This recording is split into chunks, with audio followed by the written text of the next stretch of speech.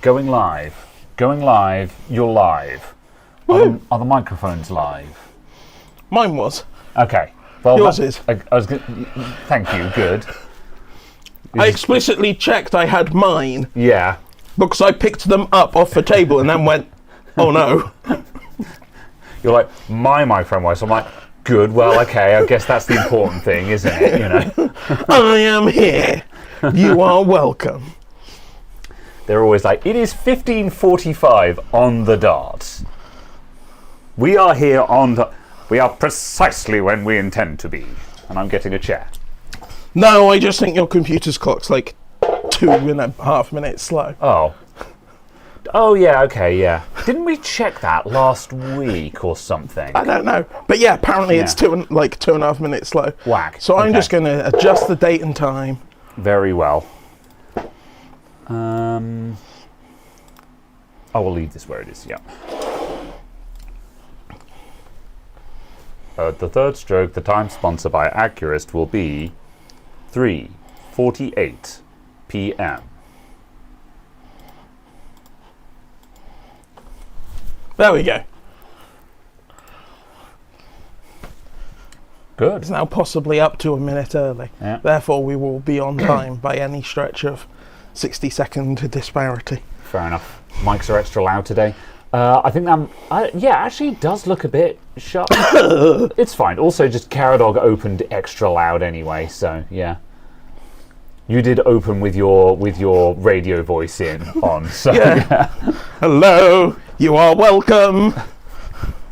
Also, please join me. It does look like the compressor is working a bit hard at the moment, but we'll see. Yeah, I don't know. What sounds good? Sounds good? Okay, yeah. Kind of using NTP. Yeah, it is turned on, just, yeah.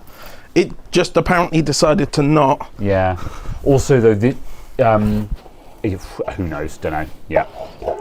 I don't care right now. I have manually set the time to be a minute fast. Therefore... But that's the problem, is then we'll know that it's a minute fast, so we'll be waiting for 15:46 on this clock instead of 15:45. Why? Why? Just go live when it says 45.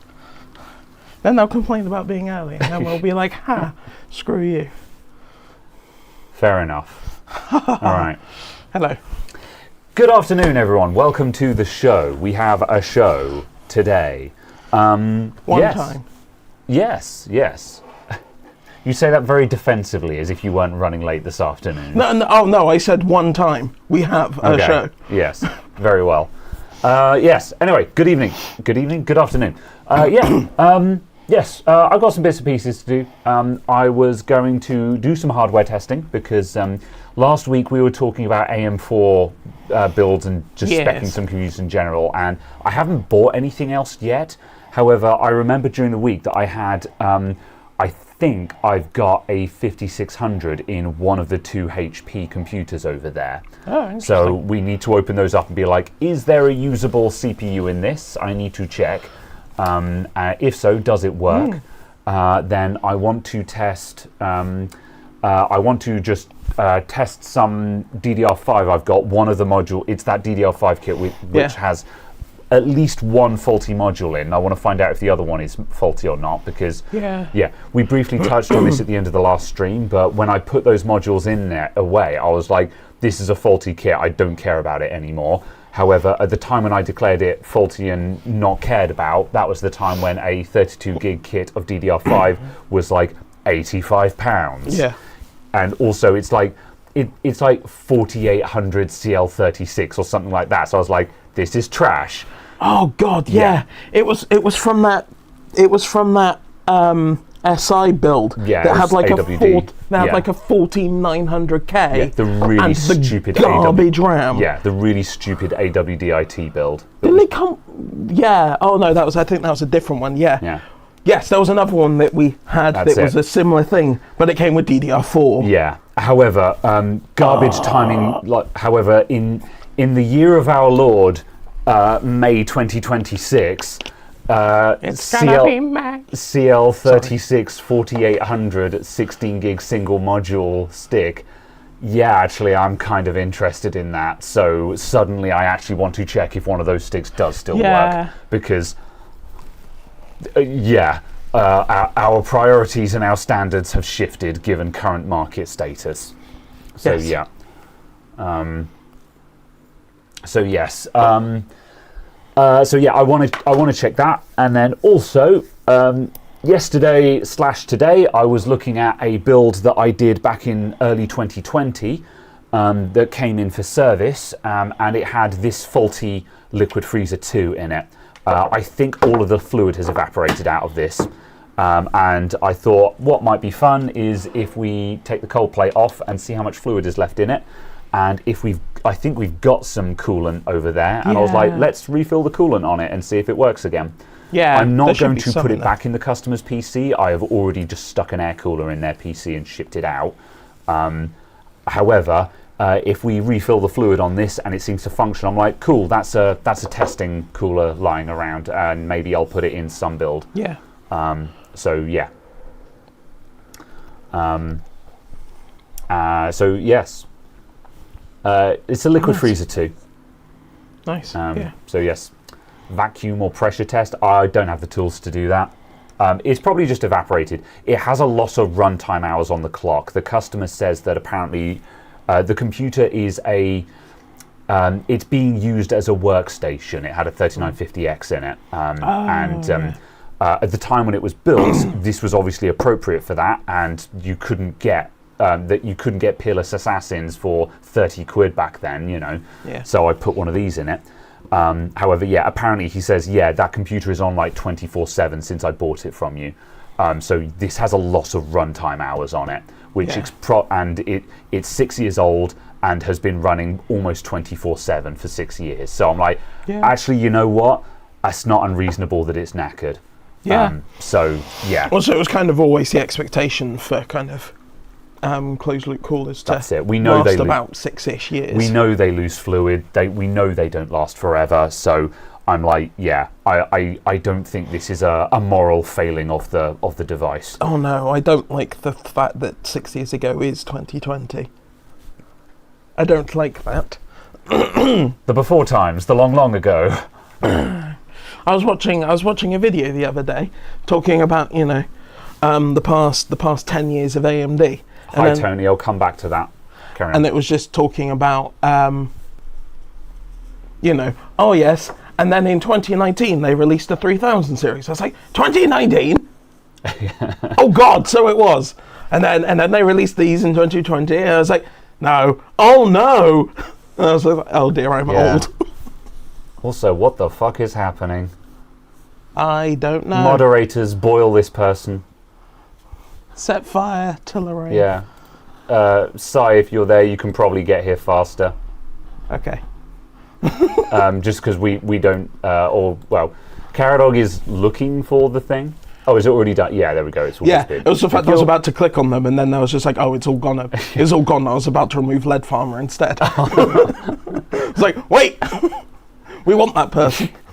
Nothing personal, Lead Farmer. You just collateral damage. Anywho, right. Where were we? Fixing that. Yeah, so I thought it might be fun to just Yeah. put some more fluid in this and see if it carries on working. God, it's chunky, isn't it? Yeah, they were chunky boys. I mean, we've still got we've got the 420mm version of this one over there that's just sitting around doing nothing at the moment. Where's the other one? Am I using the other one? Probably. I think so, maybe. Yeah. Hopefully. You've got one in your. It is you've got married to a case. Yeah, I was going to say. No, you've got a, I think a 241 in your Cooler Master Cube. That's that's 3. Is it? Yeah, I've got a Liquid Freezer 3. Oh, in okay. That one. Oh, fair enough. Yeah, and then there's a 420 married to that Corsair case. I thought it was that one. Oh no, you had two of them, didn't you? Yeah. There's another box for a 240 over there. How many of liquid? Oops. Oh, I pushed button. I've got to remount the controls for this standing desk, just like a couple of inches behind it, so we stop accidentally pressing them. Like, if this was just a desk you were using at home, it wouldn't be a problem. But because it's a desk where we're standing around it and two people are at it and stuff, Anyway, we have too many liquid freezers lying around, so I don't know why I'm trying to save this one. That's an empty box. Okay, that is an empty box, yeah. And then That's there's empty box. It might have AMD mountings in. Okay, yeah. Because that's the one that we used for the Intel little Yeah. PC I built. Yeah. I was thinking, oh, you know, maybe I replace this Corsair because this Corsair is archaic and I'm astonished it still works. Did you get rid of the one that doesn't work? I don't even know. There's a bunch of AIOs down there and I'm pretty sure they're all broken. I mean, as long as it's not the one that's in that computer now, well, that's all that matters. Yeah, as far as I know, that one still works on account that computer isn't madly overheating. But part of me is just like, I should replace that one because it's ancient, but also it's still working, so why would I bother fiddling with it? Yeah, exactly. So, yeah. So, yeah. Oh, well. So, yes, anyway, so I want to do some testing on some hardware, and I thought it might be fun just to open this up and be like, hey, look at that. It's got a dribble of coolant left in it. Let's put some more in there and just see if it actually functions again. Really, there's another one. Okay. Boil this man again. Thank you. Well then. What's the deal with this? I don't know. Yeah, like we never But also it boosts our chat metrics. Apparently, yeah. Right, everyone post a message in chat now. Yeah. Boil them. Okay. Apparently it was something about Bill Gates because he's relevant, but yeah. Oh well. It's hard to click on them when it keeps moving, yeah. Anyway. Right now? Hold on. Is that person just making an account each time? I don't know, man. It's hard work making burner accounts. Just like I hesitate to call attention to spammers, like don't feed the trolls and all that, but like what are they talking about? Like they're not even saying buy my crypto coin. Speaking of which, a paid propaganda machine. Whack. Oh well. Your father smells of elderberries. I can't believe this. All right. Anyway, okay, so firstly, two things I'm going to roll back to. Firephone said Intel stopped GPU division. Not entirely, however... I have not heard any commentary. Big Celestial is dead. Yes. So yeah, Big Celestial is dead. They're still doing Mobile Celestial. No idea whether Druid... no idea whether we'll see Big Druid. And by Big Celestial and Big Druid, we mean desktop gaming graphics cards as opposed to integrated graphics. Because obviously Arc is more than just desktop graphics. It's integrated graphics on laptops. It's workstation cards. It's compute cards for enterprise and stuff like that. However, by Big Celestial, we're talking like a gaming graphics card designed for gaming performance. Big Celestial is dead. Gaming. So yeah, which is a shame. Talking of Intel compute cards, a few days ago, Spud just posting in the Discord, just being like, "Would you like to buy Ponte Vecchio on eBay?" Yes. Just like, no, Spud, no one wants to buy that. That's why it's on eBay. True. Also, rolling back a little bit, Tony Douglas said, "Graham, would you still be interested in a 10 gig RJ45 switch?" Yes, maybe, possibly. What are you offering? If you've got one that you want to sell for cheap or something, then yeah, join the Discord and hit me up. Because yes, I would definitely still potentially be interested in that. I still haven't made any moves on that yet. I still need to buy an SFP adapter. I kind of jammed up on a bit because the cheap ones on Amazon, none of them explicitly stated Mellanox compatibility. However, I went back and talked to my friend about that again, and he said, Mellanox is fine, just buy like any of them that say they work with Cisco or Ubiquiti, and it'll probably work on Mellanox. Yeah. And I was like, okay, I'll roll the dice on that then. Also, it's cheap enough and Amazon enough for you to be like... Yeah, exactly. Yeah, he said if you needed like Ubiquiti or Cisco, then you would need to make sure you buy a Ubiquiti or Cisco one. However, apparently Mellanox is a very not fussy brand, and you can just throw anything in it, and it will probably work. Yeah. So yeah. So yeah, so it's a TrendNet Reges 750. I'm going to right click on this and copy and paste and go. Oh. All right, whatever. This is it's a Suzuki. Suzuki bikes for sale. That doesn't help my Ethernet, but okay. DVLA personalized registrations. Reg S 750. Oh yeah, okay. Can you put space TrendNet in there? TrendNet. Oh, there you go. That makes more sense. 5-port 10 gig switch. Oh yeah, that'll probably do the job. That looks far more reasonable. Yeah. Yeah, 5 ports is enough for my requirements. So yeah. Oh yeah, is that? It's got a Euro plug, but you put a UK converter on it. Yeah, that's fine. It's a DC input, so worst case scenario, I can find an adapter for that. Yeah, hit me up on Discord if you could, and I'd probably be interested in that. Many thanks. Neato. Cool. All right. So yeah, if an AIO loses coolant, the AIO will get fungus bacteria inside. Not necessarily. It just means that there's not enough fluid for it to circulate. This one has lost enough fluid that it's airlocking, which means it can't pump because there's not enough. Yeah, it can't pump bare air. That doesn't necessarily mean that it'll go manky inside, although it might also have gone manky inside. Yeah. So yeah. Yes. Pumping air is actually reasonably difficult, despite the fact that air is a fluid and the liquid in there is a fluid. Yeah. It's because air is so compressible by comparison. Yeah, exactly that.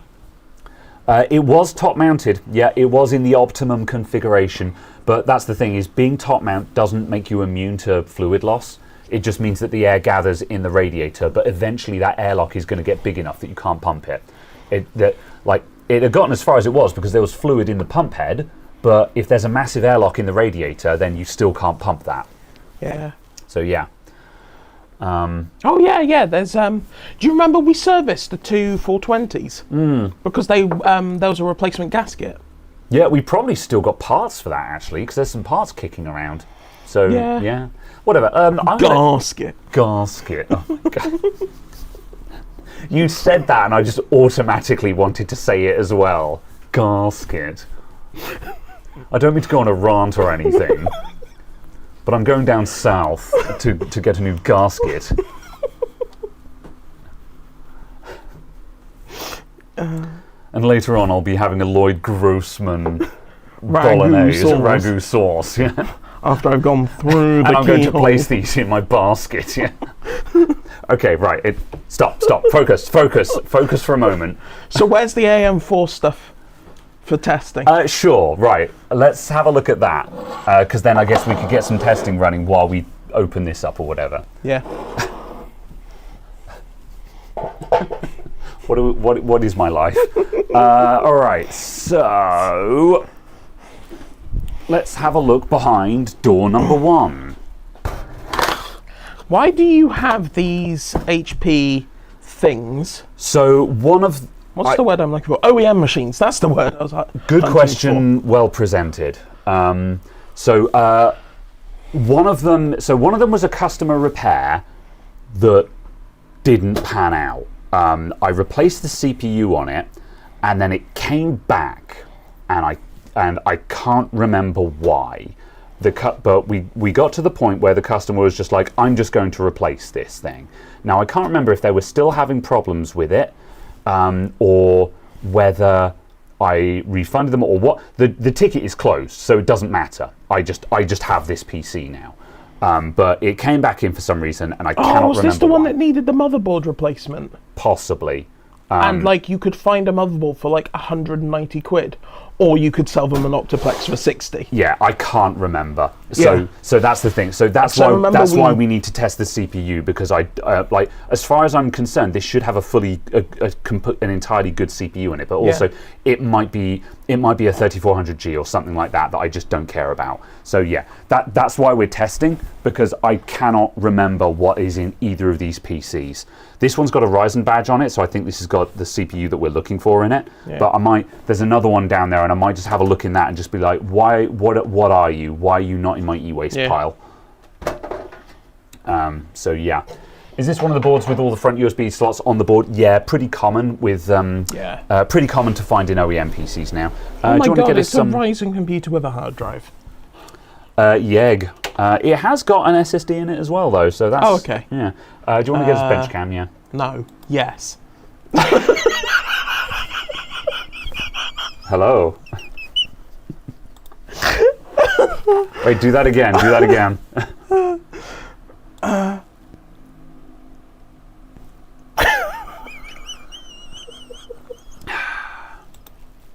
You could buy this mug.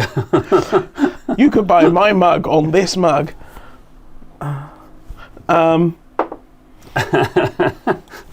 I need to carry on sorting out merch at some point, but I don't want to think about that right now. Anyway.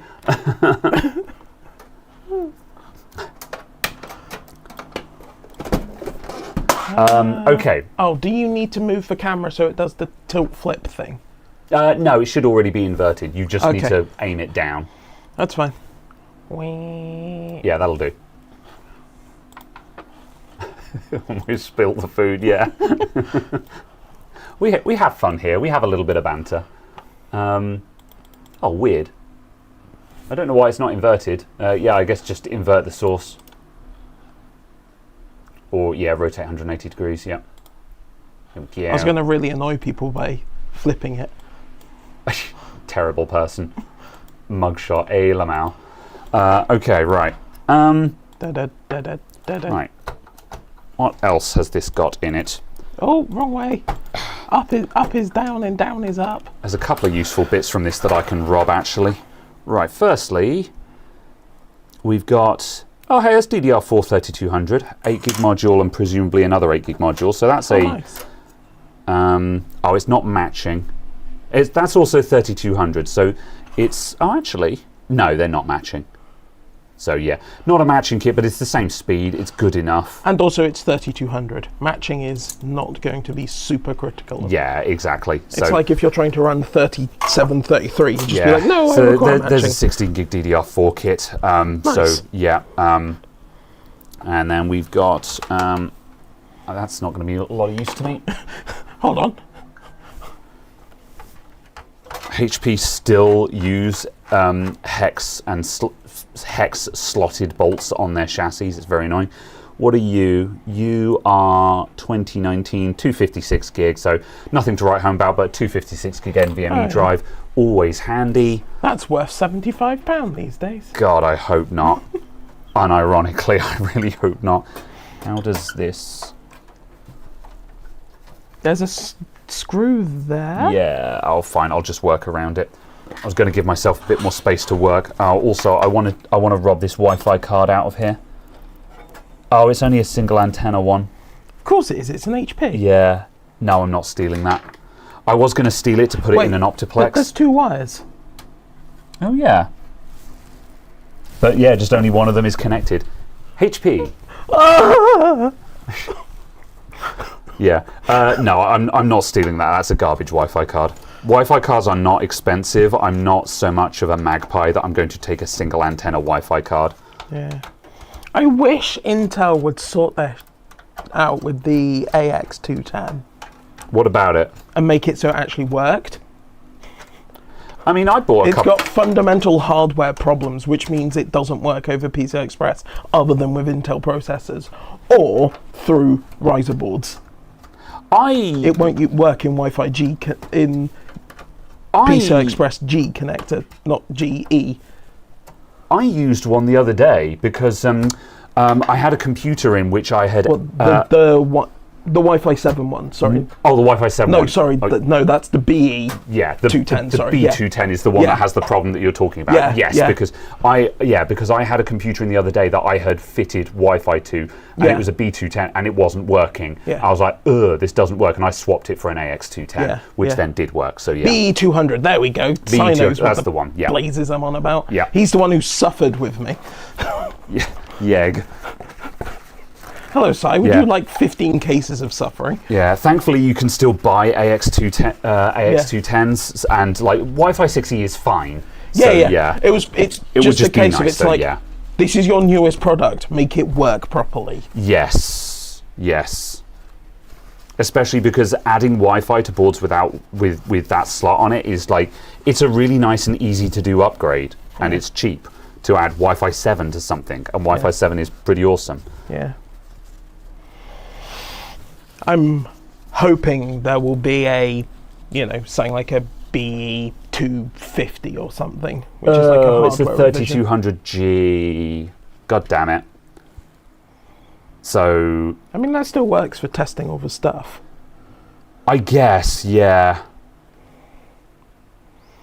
And also, like, if you cared and were going to be eBaying stuff, they still sell. So I if you're suppose, already yeah. listing stuff on eBay, Yeah, okay. I'll steal it anyway.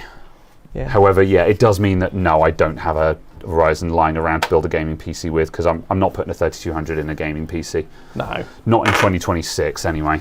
Yeah. Yeah. Right, I will put this cooler back in. This cooler is proprietary. Notice it's got the square layout, so I'm just going to put this back in because it's no use to anyone. It also screws into the case, doesn't it? Yeah, that's right. It goes all the way through the board to the case. There's no back plate, so you can't adapt it for anything. You can't even use it on an Intel thing or anything. It's just, that's just no use to anyone, so I'm going to leave it in there. Yeah. Okay. What hard drive is that? It is a 1 terabyte hard drive, so I'll take that out just so I can put it into the scrap drives. But I don't super care about that. How does that come out? There. Yes. How are you held in? 2 screws, maybe? All right. This might be a bust. I'll grab the other one in a minute and just see what's in there. However, yeah, I had it in my brain that I had put a Ryzen 5600 in this PC, but it looks like that might not have been the case. Or maybe that's what happened, is we didn't replace the CPU and I said we need to put in a new CPU, or it's the motherboard, and then we decided it was the motherboard or something. I don't know. Yeah. I've lost the plot. Is 3600 equal to 5500? Ooh, like performance question. Good question. I'm gonna hazard as a weak no and say that I think the 5500 might be 2% faster, 3% faster. How much cache have they both got? Because like Probably the same. Yeah, because the lack of cache is the big problem with these things. Can this should, oh my god. I'm going to explode all over this computer.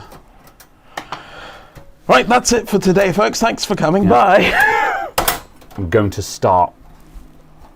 Give me the drive. Okay, it's a recessed screw. Why would you do this? That's why I couldn't see it. All right. There you go.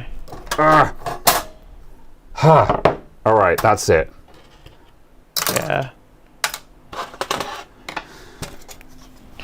Let's do a quick Google. I would push this off the desk were it not for the fact that I don't want to risk cracking a floor tile. AMD 3600. AMD 5500. Oh yes, I definitely mean the Armenian DRAM. I see.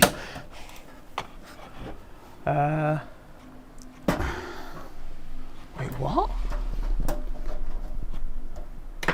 Oh, it is Zen 3. Okay. I thought for a second that the 5500 wasn't even Zen 3. Oh yeah, no, that'd be awful. Yeah. So, Right. the 3600 has Double check that there's nothing useful in this. 32 megs of L3 cache.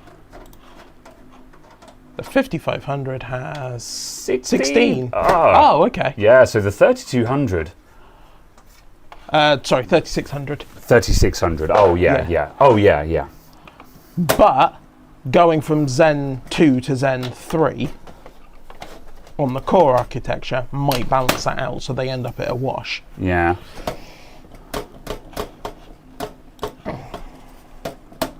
You have exactly the same official memory support. The benefit of going for 3600 is you get Gen 4, That's another 8 whereas gig module. the 5500 is only Gen 3. Oh, interesting. Yeah. So 6 of one, half a dozen of the other. Like if you specifically need, or like specifically want, if there's like some instruction set or something that came in Zen 3 that Zen 2 doesn't have, like some AVX support or something, then I could see there being a benefit. But overall, All right, this one is Intel, so which is what I thought, and it has in it a 8500. I will steal this and add it to my vast collection of Intel CPUs that no one cares about. what is it? An 8500. Oh, okay. I mean, I've still got a couple of those mini PCs kicking around, so it might be good for one of those.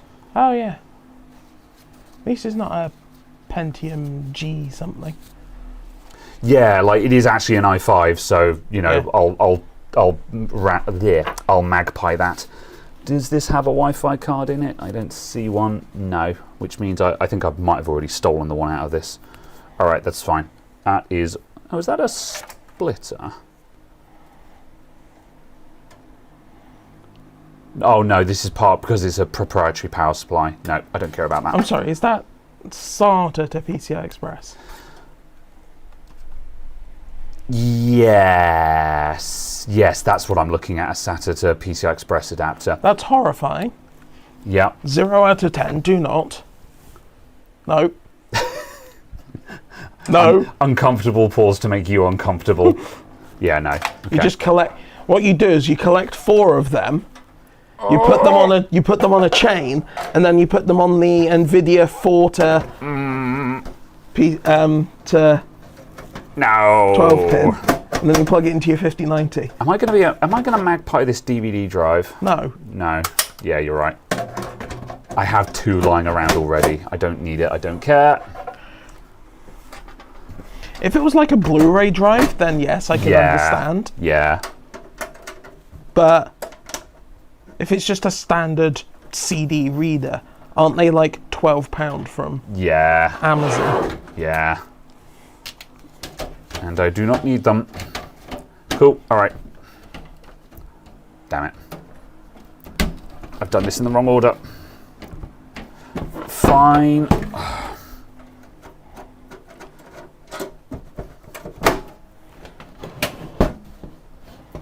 Oh my gosh.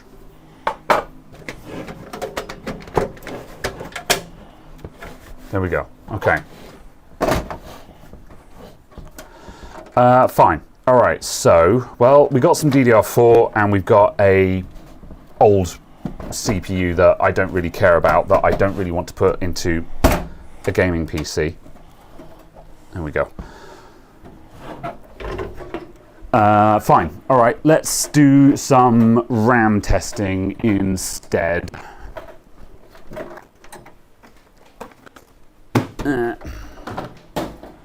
Oh, balls. Was there a hard drive in that? No, there wasn't. Cool. Okay. Right. Oh. Destruction. Okay. So, we need a motherboard. They are actually expensive now because no one's making them. Interesting. Yeah. Yeah. Oh, I meant the generic like 5 1/4 inch ones. not the slimline slot loady majobbies. I see. Right. Here's the memory that needs testing. I've already put it into a motherboard. So we've just basically got to power this up and start mem test on it. Cool. Where's the other? Oh, the other one is on the bench here. So yeah. So Cool. we've got this memory kit. One or both of these sticks are faulty. I don't know which, so I want to find out if either of them are usable.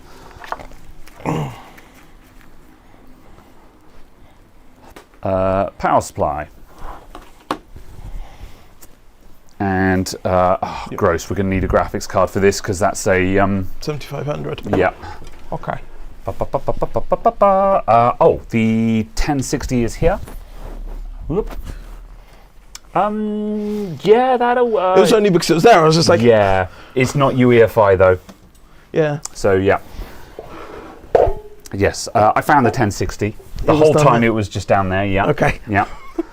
So you know that's cool. Jolly good. Let's put this on a box just because that makes life a little bit easier.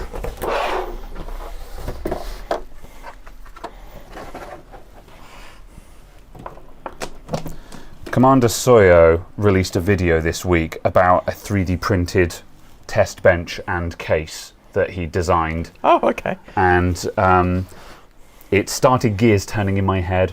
Is in that, like, I don't think I'm going to print that exact one, but it did start making me think, what if I sort of tried to build an ITX version mini case or something, or you know, I don't know. Yeah. So yes, it's interesting concept, and it's sort of maybe go, That's about it so far. But things that make you go, yes.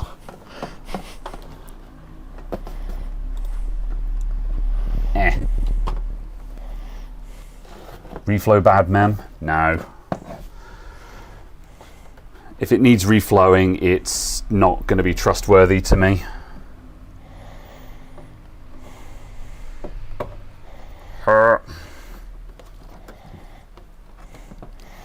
Oh.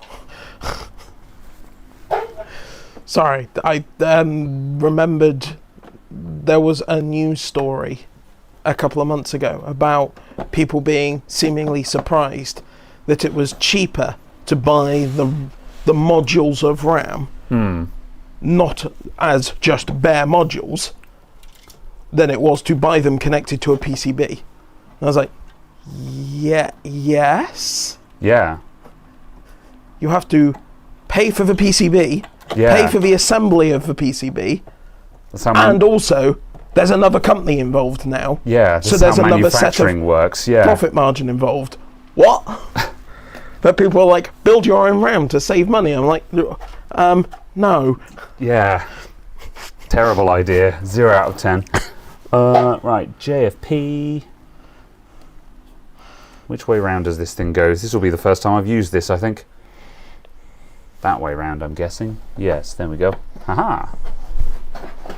Cool. Right. I'm going to spin this around so the cables are all facing outwards. And then I can plug it in from this side. Hup. You have a Logitech thing.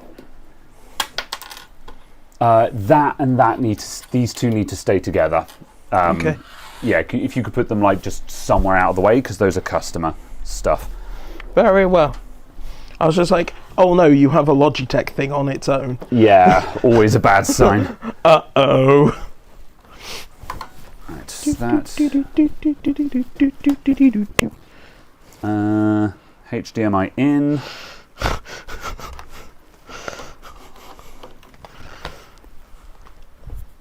That's what I wanted.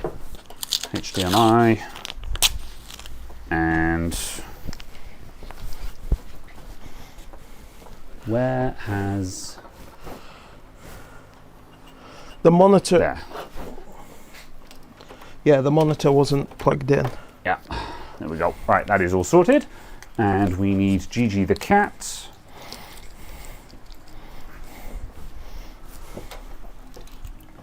Groovy. And we need an actual keyboard and mouse. There's that. And It's here. oh, well spotted. Yep.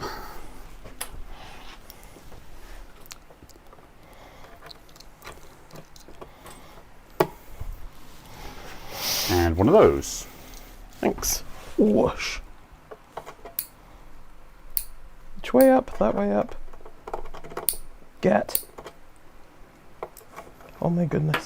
Get. There you go. Cool. Did it. And and Wait. and oh, there we go. Groovy. Right, maybe the capture will work as a special treat. Right, this has got a DRAM and a CPU LED on at the same time at the moment, which is a bit concerning. Isn't that what it's supposed to do when it's actually training? I don't know. This is a motherboard where I've messed with the BIOS on it for one of the BIOS videos. So yeah, the BIOS on it might be incredibly scrambled. Let's give it a moment. I have flashed it into being. I was doing something. I flashed a Z890 BIOS to it. I wonder why it doesn't work.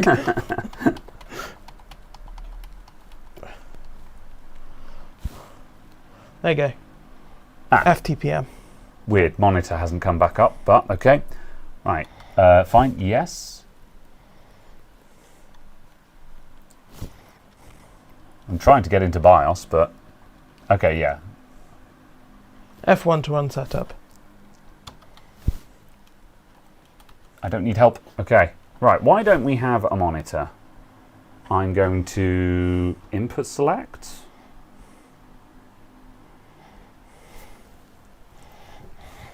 I'm going to input select. Hello, monitor. HDMI input, yeah, okay. Going to check that that is in properly, HDMI in. And I'm going to, oh, that wasn't in properly, there we go. Still says no video input. There we go, yeah, I was going to say give it a minute, monitor's slow. Cool, okay, right, so, 32 gigs, wow, oh yeah, this was a 64 gig kit, apparently. Huh. I saw What? 32 on the side, but I assumed that meant 32 gig kit, but it's saying 32 gigs of RAM with one stick in it. Okay. Yeah, does that tally with that? Yeah, it just says 32 gig on the side, so yeah, oh, okay. Oh, that's not bad then. Yeah, another reason why this will be a good win. Cool, okay. Right, I am sure, let's Expo. Oh, yeah. If we're going to test it, we may as well actually test it under real life scenarios. Right, I'll save and quit that, and I'm not going to do anything, and it should just boot into memtest. And then, bless you. Oh, dear. Cool. Right, and then once this kicks off, I shall grab a tub and we'll start opening up this liquid freezer and just see what how happens. little stuff is in there. This thing is RAM training at the moment to go on to Expo. Nice. Ba, ba, ba, ba, ba, ba, ba. It's still RAM training. Still.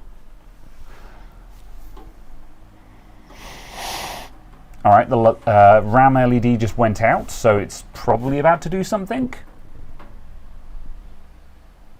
Come on. Yeah, we just had a boot LED, so Oh, there we go. Yeah, that's memtest starting up. Huzzah! All right. Begin. Oh, yeah, I turned the keyboard off. That's fine, I'll just let it auto start. Cool, right. There you go. Off it goes. Okay, right, so we'll leave that running for a bit and see what it does. I'm tempted just to hang around for like the first 60 seconds just in case it goes in the first minute. Yeah. Just because that will mean that we can just move straight to the second stick. While it does that, I'm going to find A tub. a tub. Yeah. Oh, I think I know what we can use. Oh, this one's kind of gross, but it'll do.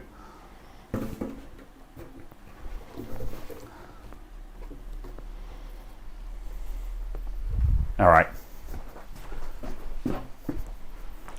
This tub was last used to catch drips from the ceiling, so, you know. Silty. Delicious.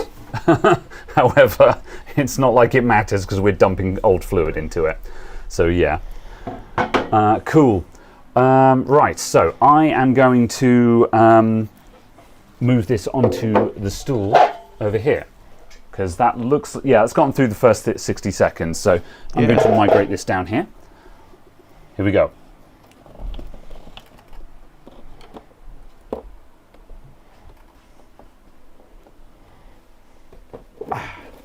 Excellent. Extreme sports. Great success. Cool. Okay then. Right. Let's go back to bench cam.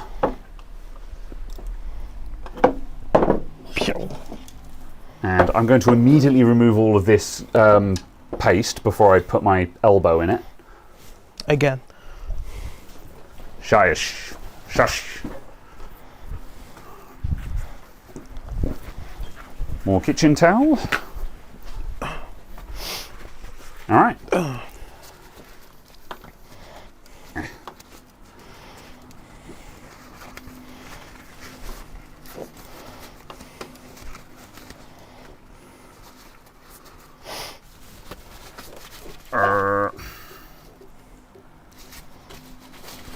That didn't go particularly well. Oh, I think I've got the worst of it off. That's fine. Still going to be some residual stuff, but whatevs. Okay. Post a name and a picture in Discord. Okay. Yeah, there you go. Oh, yeah, yeah. Good stuff. Thank you very much for that. I will catch up with you a bit later on. Many thanks. Groovy. Right, so I'm going to take off this cold plate and then try and dump the fluid into the box. Are you sure that screwdriver's big enough? No and no. Should be a slightly bigger one up there. Can I interest you in a slightly bigger one? Yes. I might see if I can get the big boy screwdriver on here actually, because these are... Oh no, they're not too tight. That's fine. Yeah. Yeah, it was the... Was it Animax ones? Yeah, those Animax ones were nightmarish. Yeah. They were very tight, but also the heads were really weak. Yeah, very difficult to open those up. So it was like you had to apply a lot of pressure.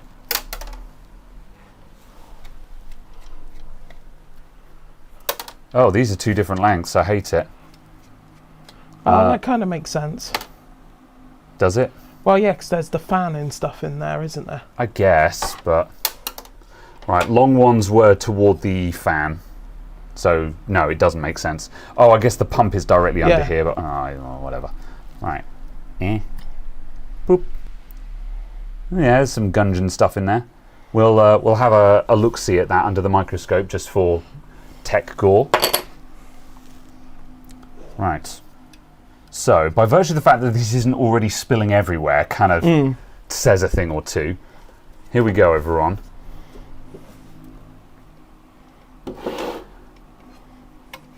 Oh, there's more than I expected. Okay, there we go. Here it comes. All right, yeah, there is some fluid coming out now, but...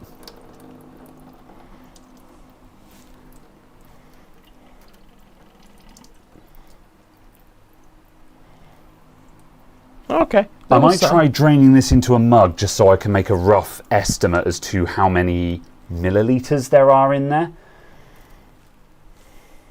Because, yeah, then I can do a comparison and we can see how many milliliters, what the capacity is versus how much was in there.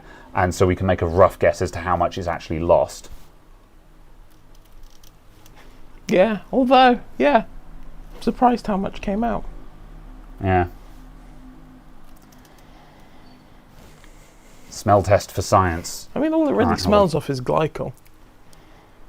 Yeah, it doesn't smell foul. Like, it doesn't smell horrid, you know. What's the low noise in the background? There's a fan on in the room.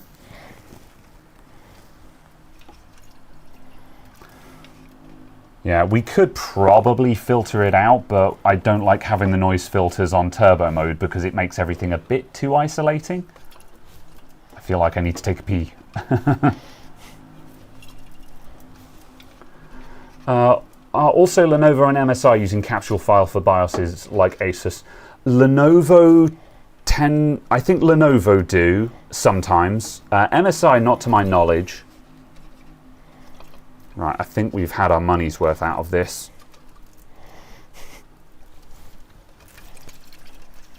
There's some left in there, but I guess I don't know how. Yeah, that's fine. Yeah, I think I've had my money's worth out of that. Right. I'm going to wipe all of the dust that I've shaken out of the fans. I probably should have like blown the dust out of this thing. It's dripping everywhere. Whatever. Okay, right.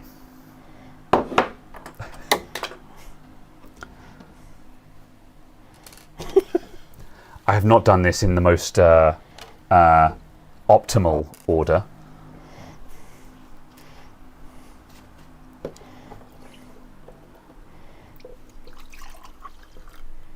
Delicious. All right, that's about half a mug. A mug is about 330 milliliters, maybe 300, which is a standard can of Coke for comparison. So that's like 150 milliliters in there. About 150 mil. Taste test. No. I draw the line at that. I would like to live through the night. Cool, right. I'm going to drain all of this away. And good. Right, should we just should we do a quick fill test with just some tap water first to flush it or something? Can do. Yeah. Also, we can do that as a capacity test, and then we can put in some of the actual coolant we've got for the final fill. Yeah. So yeah, screws. Yeah, the screws are safe. Don't worry. I fished the screws out. It's been fished. Right, hold a sec. I'm gonna. That is very much not coffee. That is sealing sediment from a minor leak. But yes, throw some water through it.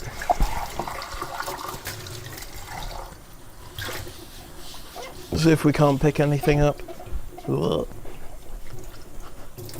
Do, do, do, do, do. Right.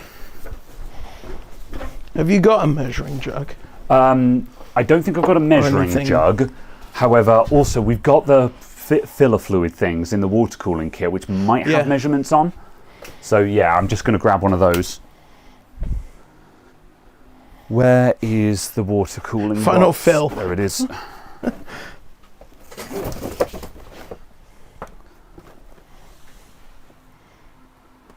Did you just fall over? Oh, there's the iFixit kit. Wonder what happened to you.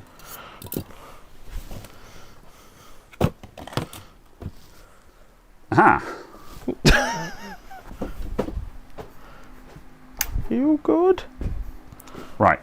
Yes, this has got some markings on it, Excellent. so I will fill this up with some filtered tap water, just so we're not putting too many rocks into it. Would you like rocks in your water cooler?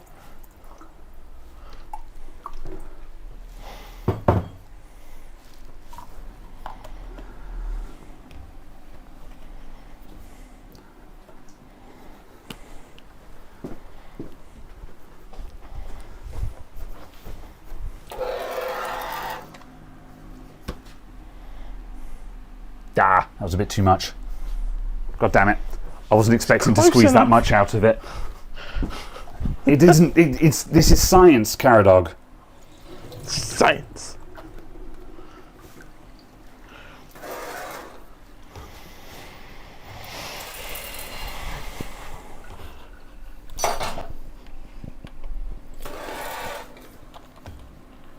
Oh my god, fuck it.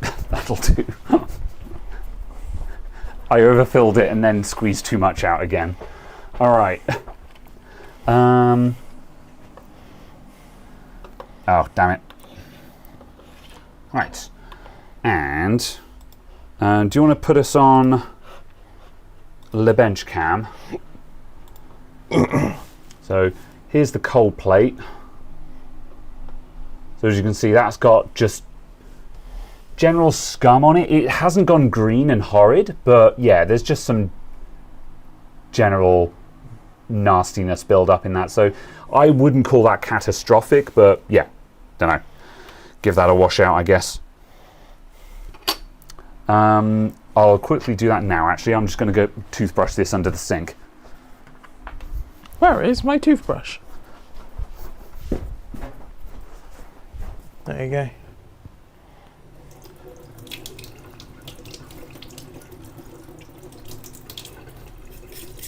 Oh, yeah. Is there a fragment of potassium? No.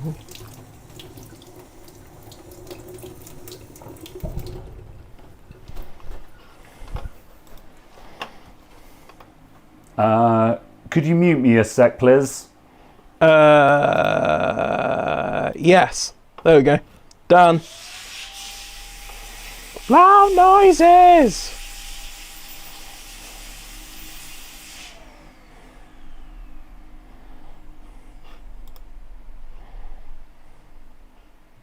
Oh my god!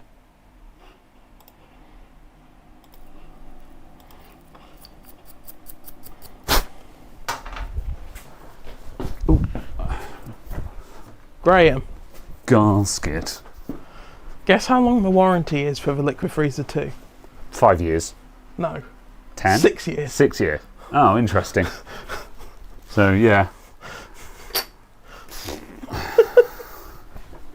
Okay, right. That's a bit wild. Yeah. 15 minutes. Okie dokie. Alright, so let's fill this up and see how much it'll take then. Are we still on bench cam? See. Yeah, cool.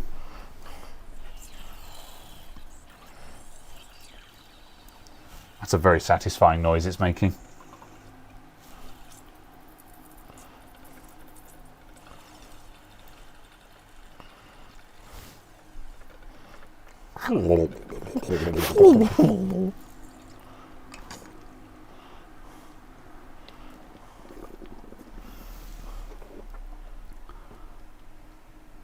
Oh, yeah, okay. Not that far yet. Yeah, that's just taken about 100 mils, so yeah.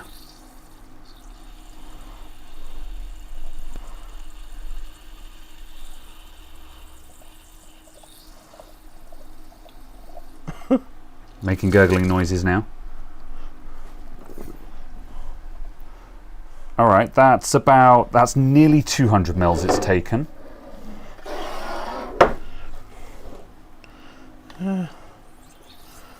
Nice. Do you want to give that a turn for me? Ugh. Oh.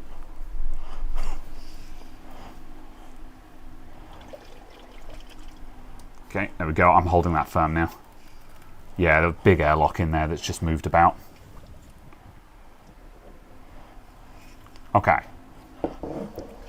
More.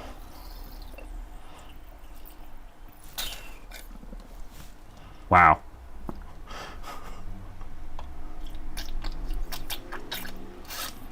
Okay, I might have to... Alright, yep, give it another turn. Okay.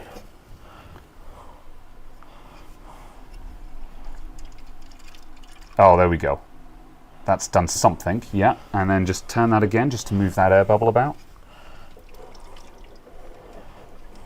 That's doing something. Leave tiny bubbles for heat expansion. Yeah, we'll let a little bit out. I'm not going to cram it full.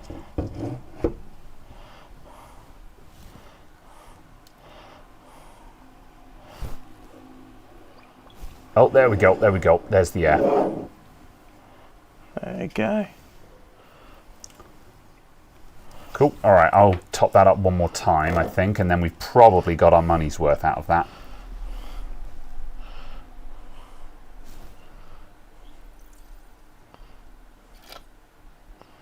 it's still...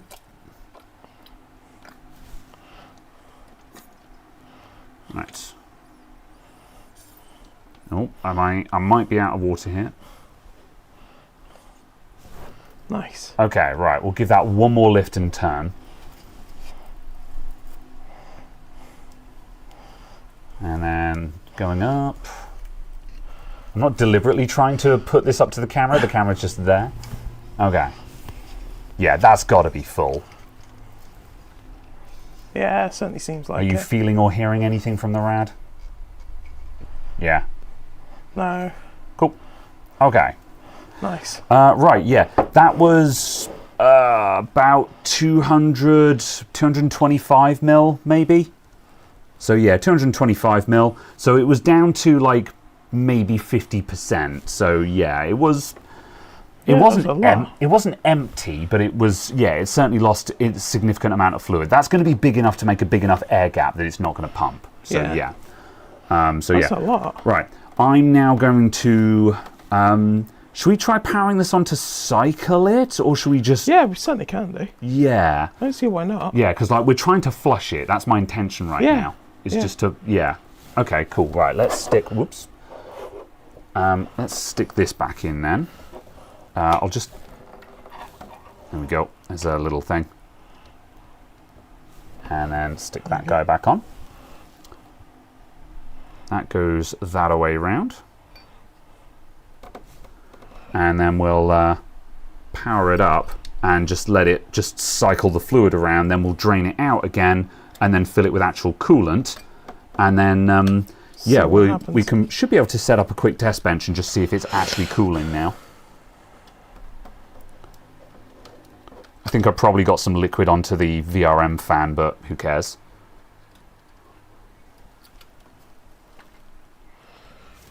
Oh yeah, it's all one connector on this one, isn't it? Yeah. Right, those threads are all crossed, so I'm just trying to correct that. Everything's wet and slippery now.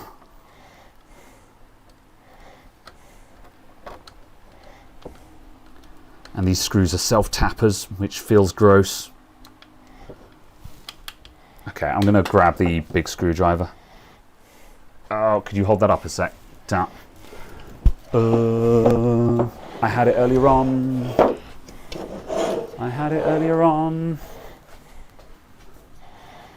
There it is.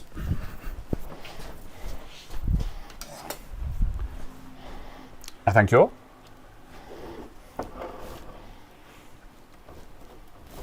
That's better.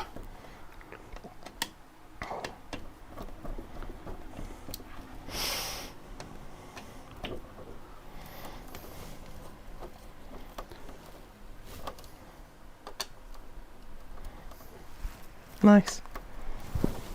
Cool. Right.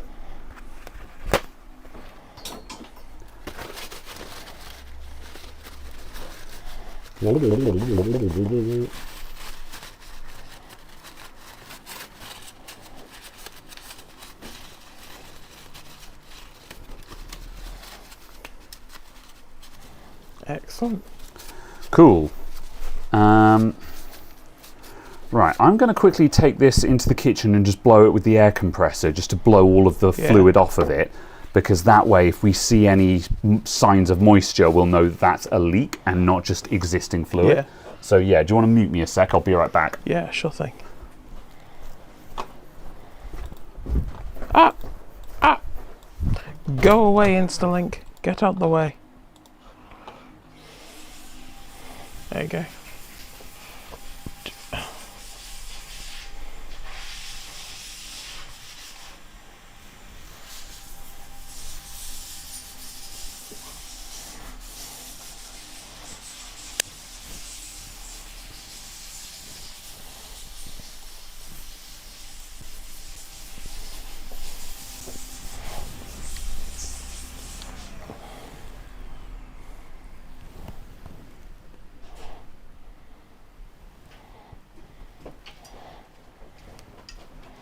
Oh yeah, okay. No, it is.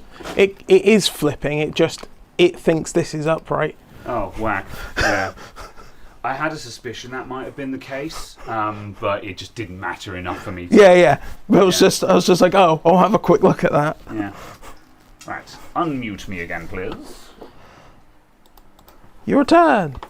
I do indeed return.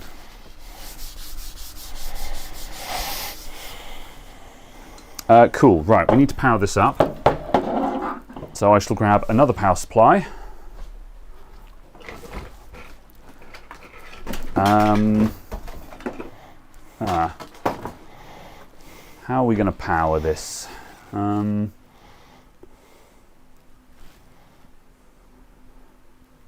I guess if we're going to actually try and cool something with it, we could set up we might an as well set AM4 the bench. AM4 thing because we need to test the RAM anyway. Yeah. We're going to use this board. Yeah, so I don't think I've got an AM4 CPU that's actually going to pump out any meaningful amount of heat. So yeah, however, I guess just if it's cooling it at all, then it's working. So yeah. Well, we can also that's a 3400. Yeah, we can also just try and generate some. Oh, that's a 5700. Oh, where did you come from?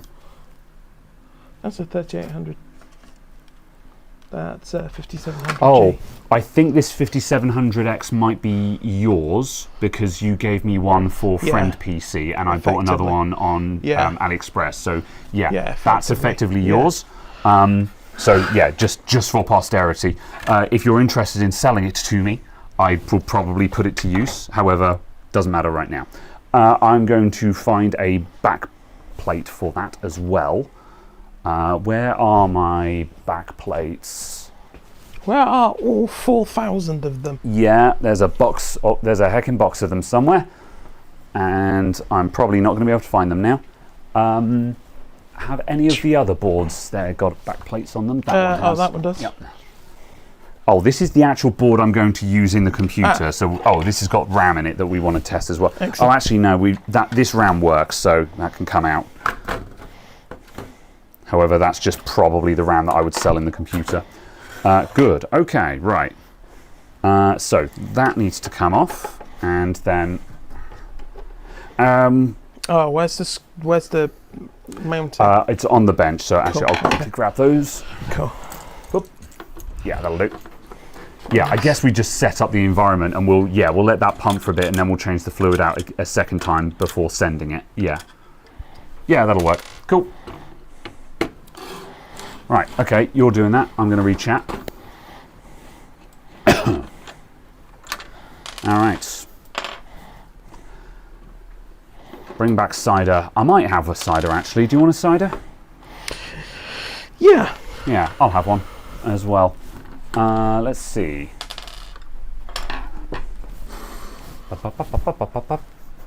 What happened to the final... No idea. I'll break the new stuff open. I'm probably on shot at the moment, but whatever. No, not quite.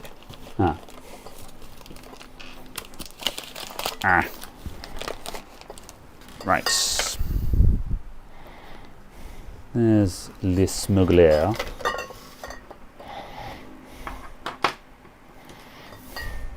Medium sweet. And a medium. That'll do. Do you want a medium sweet or a medium?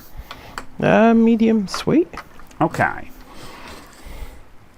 All right, Cranbourne Chase. We've got the General Pitt Rivers, which is a medium 6%, and the Shepherdess, which is the medium sweet 4.5%. Where's the sulfites? What are you looking for? Where's the rest of the mounting for this? So because there should be big screws that go through there with plastic standoffs.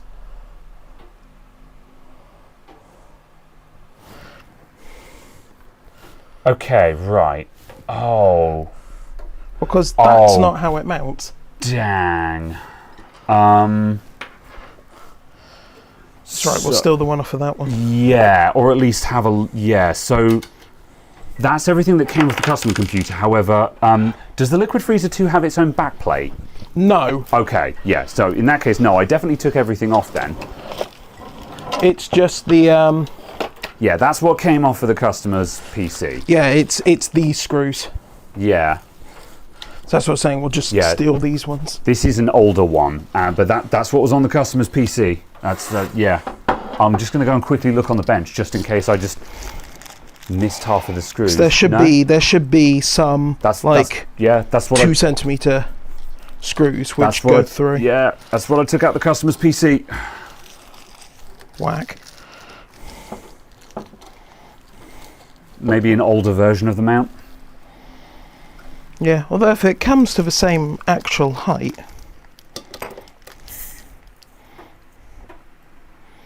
I mean, I guess it could do. I'll just double check.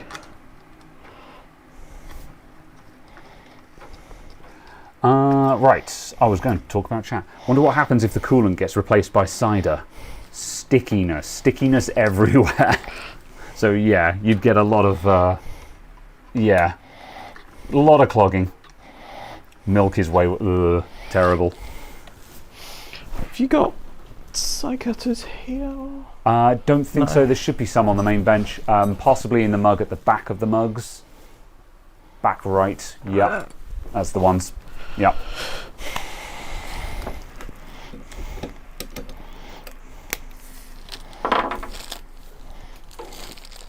Are you going to boil over or are you good? I think we're good. Huzzah. Right.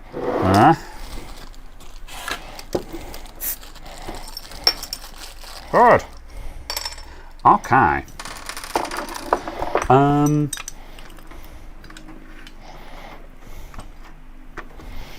Ends up being a similar height. So it doesn't matter. Yeah, I think that's a later mounting kit that's just a bit nicer. Yeah.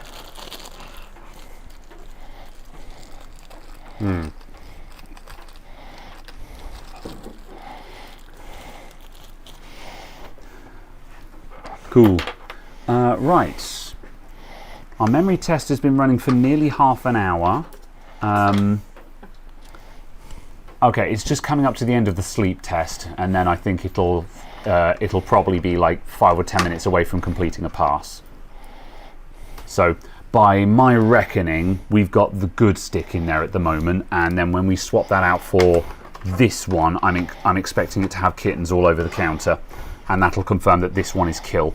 However, a single 32 gig stick, that's not awful. It might take a full test, but just because from memory it was only intermittently faulty, and it took us a while to find it. Yeah, possibly, yeah. At the very least, if we get a single pass on that, we'll swap it over, and then if we... Sorry, yeah, that's what I meant. Like, it might take a full pass. Yeah, then just afterwards... because it was a bit... Once I suspect that that one is the good stick, I'll probably put it in the display PC over there and leave it running like overnight to do 4 complete passes just to confirm it, and also like that will confirm it in another PC as well. Yeah. Reflow, bro. Well, you know what? If it's that or throw out the RAM stick, then sure, why not? Let's do that. I don't know if my hot air station is man enough for that. But yeah, all things considered, if it's that or chuck out the RAM stick, then sure, why not?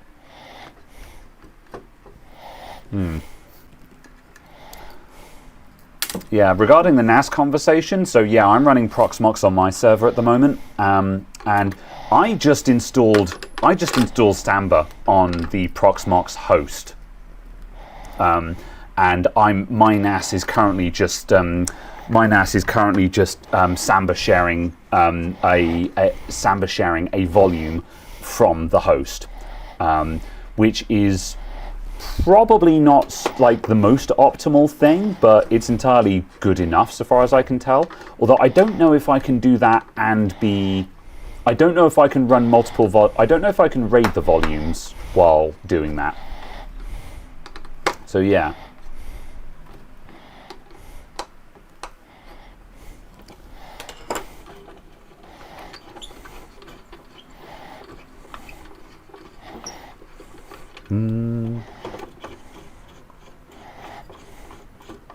Better to run a NAS OS on a VM. Yeah. I might look into that, because initially I wasn't super interested in running NAS at all. However, now I've got it set up, I am finding myself using it. Hey, that looks good. Do you want to like put a CPU in there? Yeah, I was just double checking the height. I just wanted that not to friggin' run away on me. So actually, oh yeah, no, that's fine. Because I just looking at the mount being just didn't look right. Huh? Yeah. Huh? Yeah, I mean, these early liquid freezer mounts were really dumb. That is properly how you're doing. Yeah. Like, this has always been the case with the liquid freezers, is that they have absolutely asinine mounting setups, which I think is just patent dodging. But in order to dodge patents, they have to have just an awful, awful mounting system. Would you like some exceedingly aired paste? Delicious. Lick it. No thanks. Better security-wise. Yeah, that's very true, actually, yeah. Yeah, extremely true. Is that there's 5700? Yes. Nice. Which is nice, because that means we'll actually be able to generate some heat. Yeah. Because the problem is, if you put like a 65-watt CPU in there, you'll probably get good enough cooling just from the thermal mass. So, if you're getting 70 degrees on a 65-watt chip under one of these, then it's not working. But still, now we've got something that's actually capable of knocking out 100 watts. So I assume we might be able to screw 100. If we turn on PPO, we can probably screw 120 watts out of a 5700X. Yeah. Although I don't know if this motherboard can do it, but yeah. Is that a B450? Yeah, it is, yeah. It's a 4-phase VRM, but also, have you got enough thermal paste on there, just saying? No.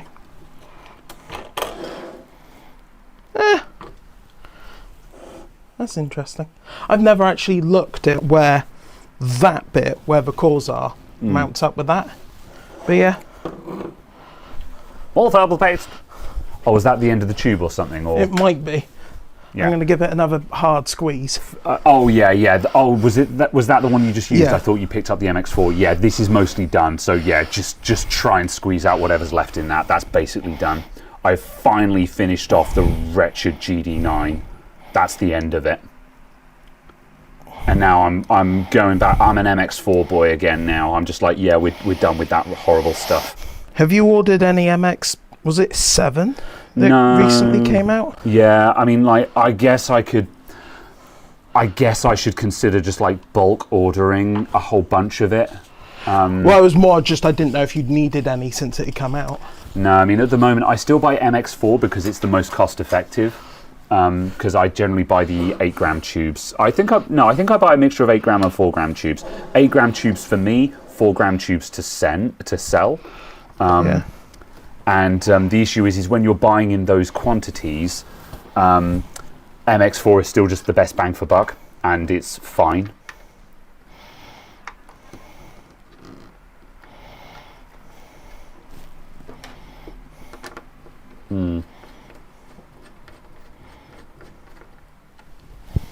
There we go. Now that won't run away.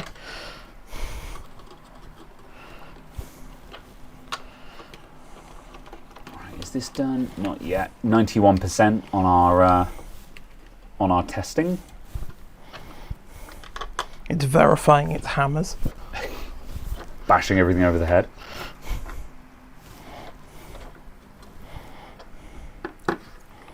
You can never have enough thermal paste. You want a good solid inch on there. Oh my god.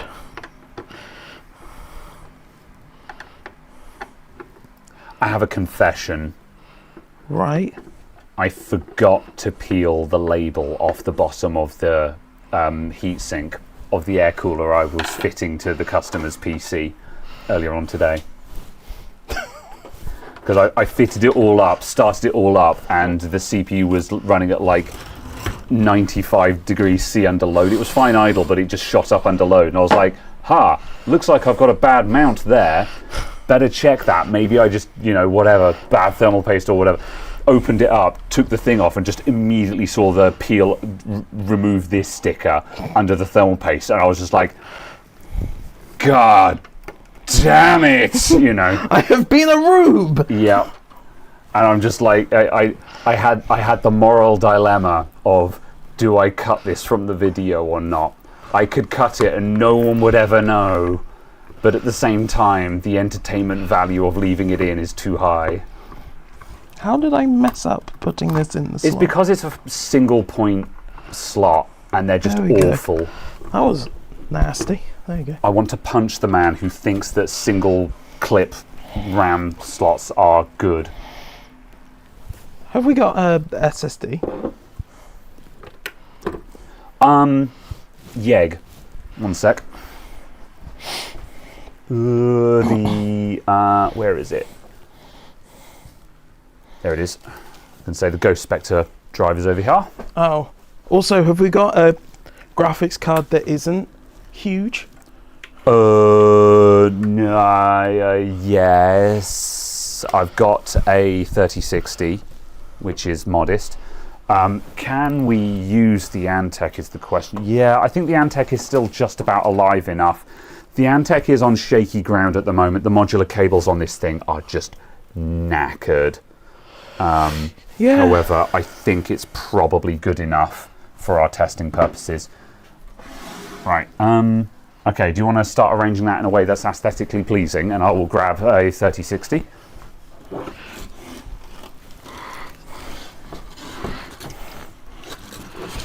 Go on.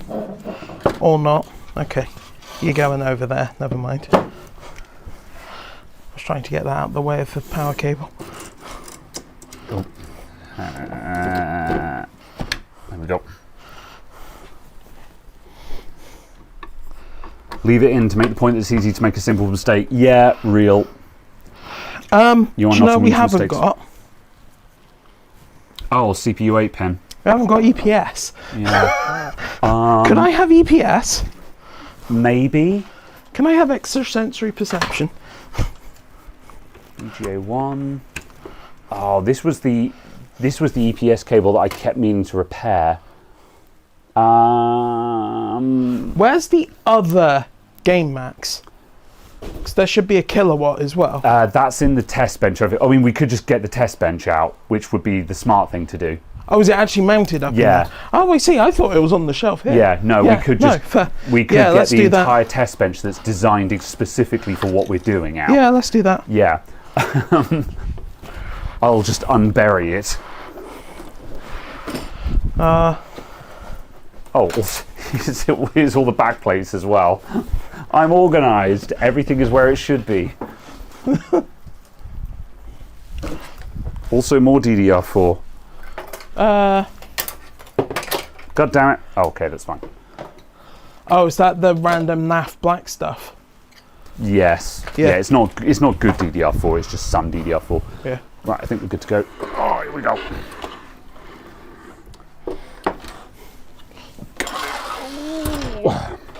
Okay.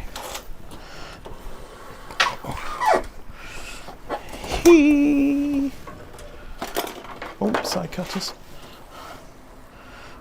Okay. Is that orange cider? No, it's a cloudy cider. So yeah, it is regular cider, but it's a cloudy cider, which is why it looks extremely orange on camera.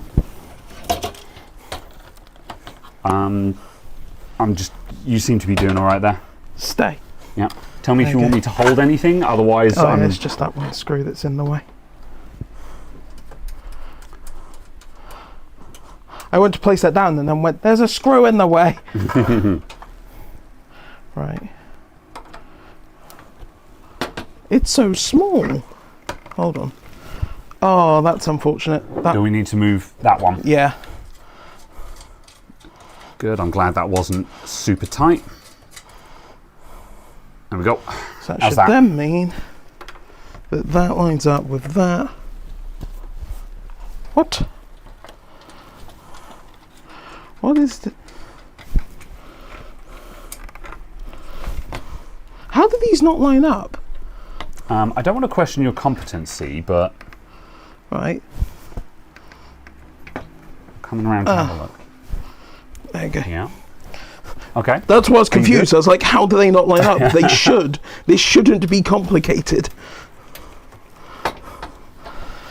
I think. Oh, we're missing a back corner, but that'll be all right. Yeah, it's not going to fall off.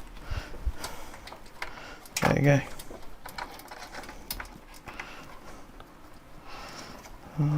You did say at one point you fancied getting a pinning kit to make new cables for the Antec. I mean, technically, I have got one because I've got crimping. Because I did buy the stuff. That's why the cable is missing somewhere. The cable is lying around somewhere, waiting for me to put new pins on it. I just never got around to it. But also, like that Antec just has other issues. Like the ATX24 pin is a bit flaky and just does weird things and stuff like that. And like I think I'd have to pin up. To trust that power supply, I would have to repin all of the modular cables on it, and I'm just like, no, I cannot be asked. Fair. So TLDR, unless someone has a set of modular cables for an Antec HCP, I think the Antec is kill. Do I have another power cable? Yes, stand by. Thank you.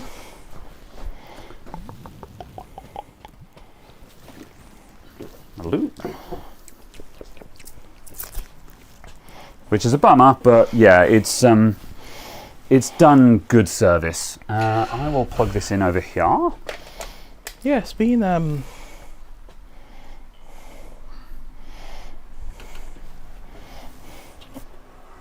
good enough. There we go. Cool. Okay. Let me grab the other widget. Oh no, we don't use it anyway. Yeah. I'll grab the other widget. This is why I bought two of them. Yeah. And then we'll want capture and stuff out the other one because it's on past 2 now. Okay, yeah, that has passed. Cool.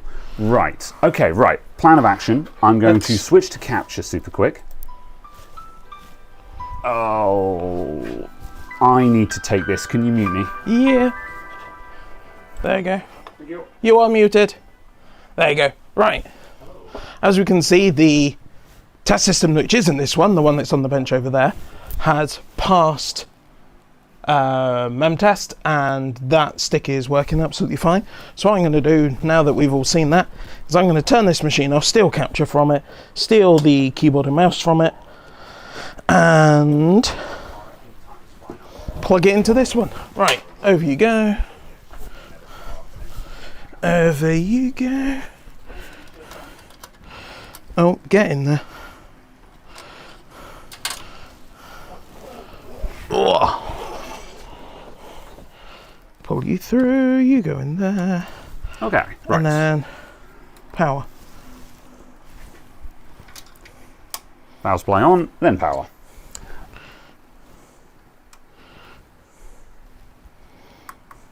Aha. The top one's power. Listening for gurgles. Oh, where did the actual keyboard and mouse go? Here. Cool. Yeah, I was going to swap over the RAM stick to get the other one going, but that's fine. We've got plenty of time. Yeah. Cool. That's fine. I mean, you can do that now because you don't actually need the keyboard and mouse and capture for it. No, that's true. Yeah, I'll just do that blind. Cool. I'll let you we have get that into a state boost. of working. Run capture. Oh. Right, run setup. Good. Good. This RAM is DOCP-less. Very well. Oh my God, I've used the worst box in the world to put this setup on. Apparently this board has an OC tuner. I mean, it is a B450. Oh, it's a low-end B450. Yeah. Yeah, I was going to say, like, it's not an A series, but yeah, I'm sure it's I'm sure its products page makes glamorous claims about how good its 4-phase VRM is. Okay, right. Okay, I've swapped the RAM stick on that setup. We'll leave that to run, and then we'll check in on it in a moment and see if it's doing anything. Is a 2070 Super still good in 2026? If you own one and it does what you need, yes. Otherwise, no. Yeah. So I had a customer in during the week who had a 2070 Super and it was very unfortunate. They came to see me about 6 months ago and said, I've got a 2070 Super and I've got £300. I've got up to £300 to spend on a graphics card. What do? And I said, you buy a 6800 XT because it'll cost you about £240 and it will give you and it's about 180% faster than your 2070 Super. 175, 180%. And so that will give you a transformative experience at that budget. Has this just turned off? I would try turning it back on again. Oh no, that's Marsh Flashback, not clear CMOS. Yeah. That was 6 months ago, and they were just like, cool, I'll think about it. And I said, you should think about it fast because prices are going to go up in 2026. Yeah. In December, we all saw this coming. We saw the writing on the wall. We knew what was about to happen. They came in this week and said, hey, I've got up to £300 to spend on a graphics card. Which one did you recommend again? And I said, 6800 XT.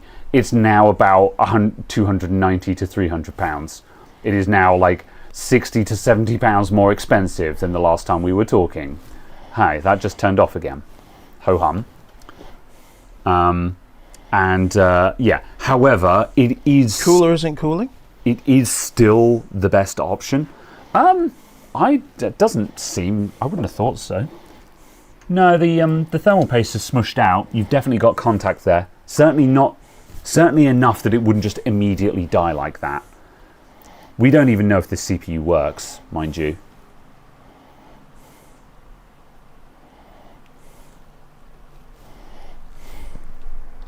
It's doing something.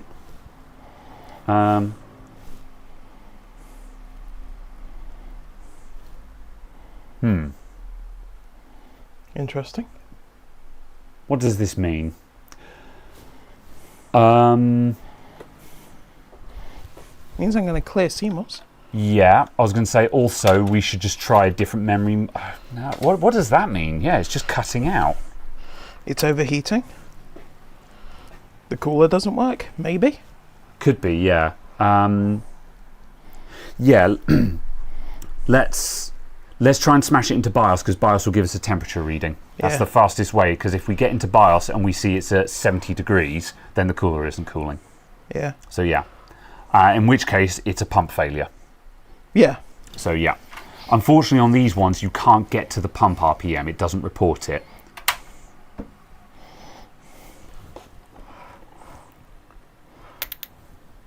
Ugh. It was 71 degrees in BIOS apparently. Yeah, multiple people have confirmed that it was it was high temperature in BIOS. So yeah, okay, the pump is dead.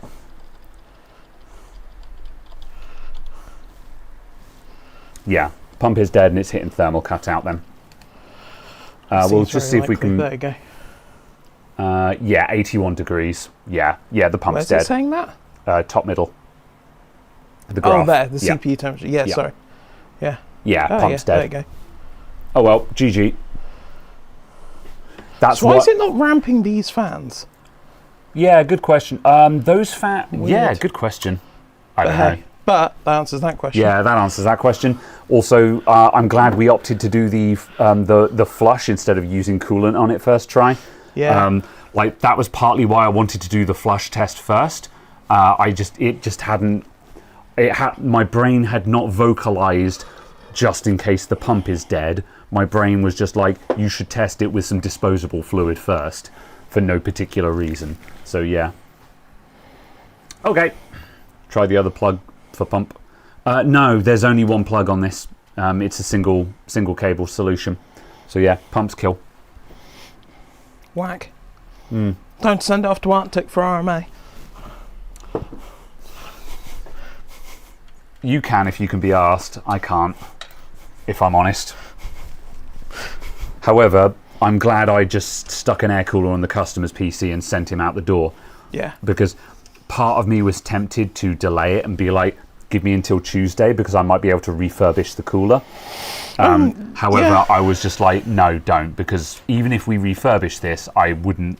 I would need to do too much testing on it to trust it again. So yeah. All right. Come on. Come on. What do you even... Thank you. All right. Well, that's the end of that, I guess. I'm going to plug the capture back into the memory testing computer and see if that has splurged red lines all over the screen. That is sensible.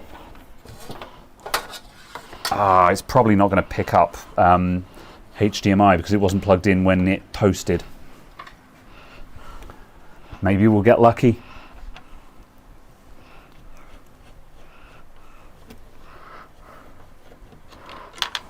No. Okay, we'll restart that then. Hold on, let me just... I'll be impressed. Oh yeah, but given it's free. Yeah, very true. Okay. Let this start back up again. What did I get for the AIO customer? I put in a Thermalright Peerless Assassin, which is a dual tower, dual 120mm fan one, which is, in my experience, that cooler is about £30 and it's good for about 180 watts, which will easily manage the 3950X that is in there. The 3950X that was in there, at standard, is looking for 120 watts, but with PBO enabled, it can be pushing anywhere from 150 to 200 watts. So yeah, which I talk about I recorded a video about this and I talked about it there because the CPU was also showing early signs of degradation. At idle, it was trying for 1.5 volts. And I was like, oh. On what? Oh, 3950X. So I was like, oh, this thing is probably going to die soon. And I left it in there and I said to the customer, I said, you know, look, your CPU is showing signs of degradation. It's working, but I might be seeing you in a month or two. And he said, should we just replace the CPU now? And I said, we could, but I'm kind of pained to replace it when it's not actually, it's fine, it works. Yeah. It's just running high voltage. Yeah. And however, I said, but you know, this is what degradation looks like. If the computer starts crashing and if it's freezing on the Windows boot screen, the Windows loading spinner freezing, that's a classic sign of AMD degradation. So if you see that, it's almost certainly the CPU. Give me a call and we'll just slap another CPU in there. The system is good to take a 5950X. So, you know. Yeah. Do you still have your 5950X? Yeah. Would you be interested in selling it? Not overly, because I'm using it. Okay, yeah, that's no problem then. Like, I'd be interested in selling the complete computer. So yeah, because because it's in a complete computer. Got it. Yeah. But yeah, I need to get my 5800 on eBay. 5800 X3D. Sorry. Oh on right. eBay. Yeah. I was going to say, but why do you have a 5800? Yeah, that's fair. Yeah. Right, should we slap another cooler on this and just see if this CPU actually works? Yeah. Yeah, because like I'm fairly certain it's just an AliExpress CPU that's ready to use, but I kind of want to just double check my workings because I have not recorded my stock properly. Grab the 420 wherever I think I placed that back over there. Yeah, sure. I was going to say I've got an air cooler we can just plonk on top, but also though I suppose it'll probably be good just to spin this up and make sure it works. If we're sitting here testing hardware, then we may as well actually just like test stuff that's been lying around for a while.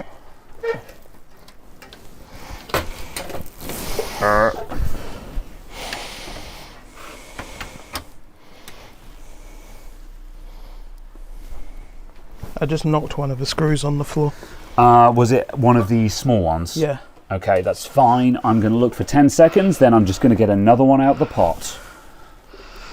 Giving up in 10, 9, 8, 7, 6, 5, 4. Oh, there's one 3, here. That's 2, why I'm confused. 1. Okay. There's one there and there's 3 there. Yeah, fine. Okay. Whatever. And there's another one, which I Phew. shall put next to the others. Thanks. Boop. There are now 4 there. Excellent. Can I have thermal paste, please? Yeg. Thank you.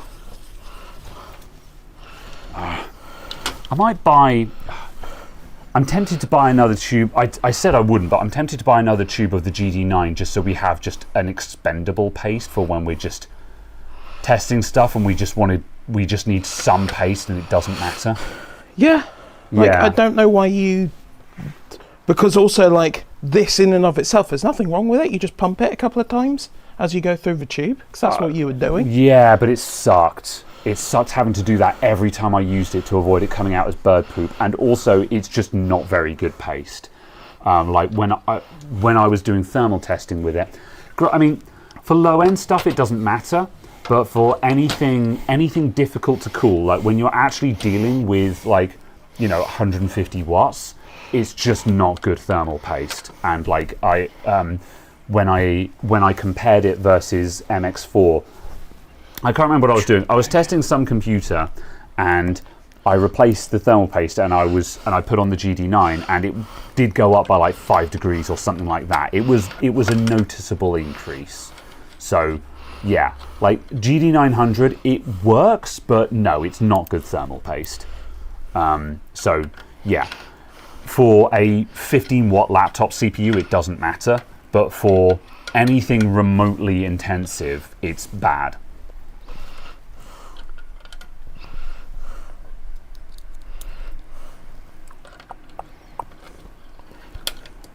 I prefer GD2. I didn't know the difference. Are we clearing those capacitors? Yeah, okay. Clearance in the way of the fouling is not a problem. And the outside is not electrically connected.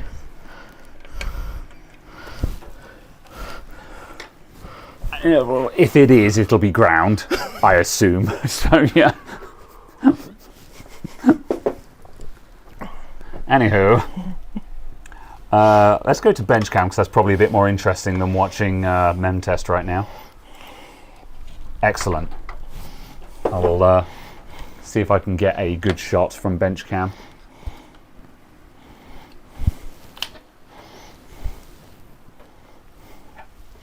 I'm going to try and shuffle you over a bit.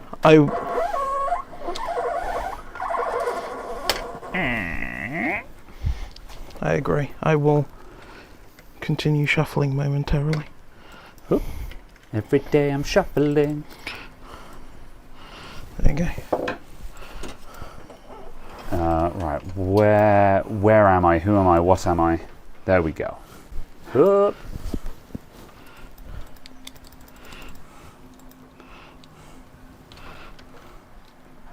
The loop.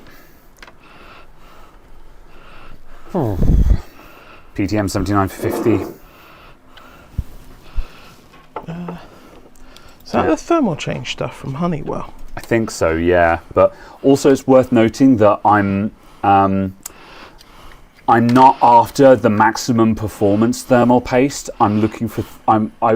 There's two things that I'm interested in. Is I want a premium thermal paste that is good enough for general purpose stuff, which is what MX4 is to me right now. It's not the best out there, but it's good enough that it's not a significant bottleneck in any system. How much is Geranot?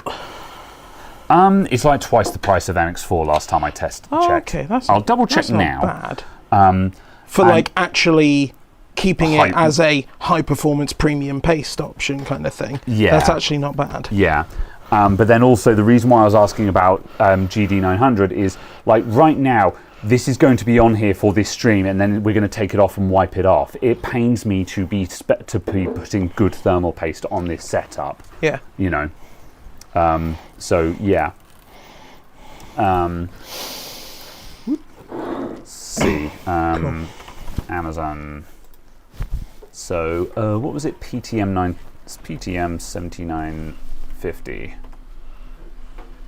So PTM 7950. Oh, those are the phase change thermal pads. Yeah. And it's mega bucks. Like, don't get me wrong, I'm sure it's extremely good. And if you're building a PC where you're going to fit your cooler with no intention of removing it for the next 3+ years, then 100% go ahead.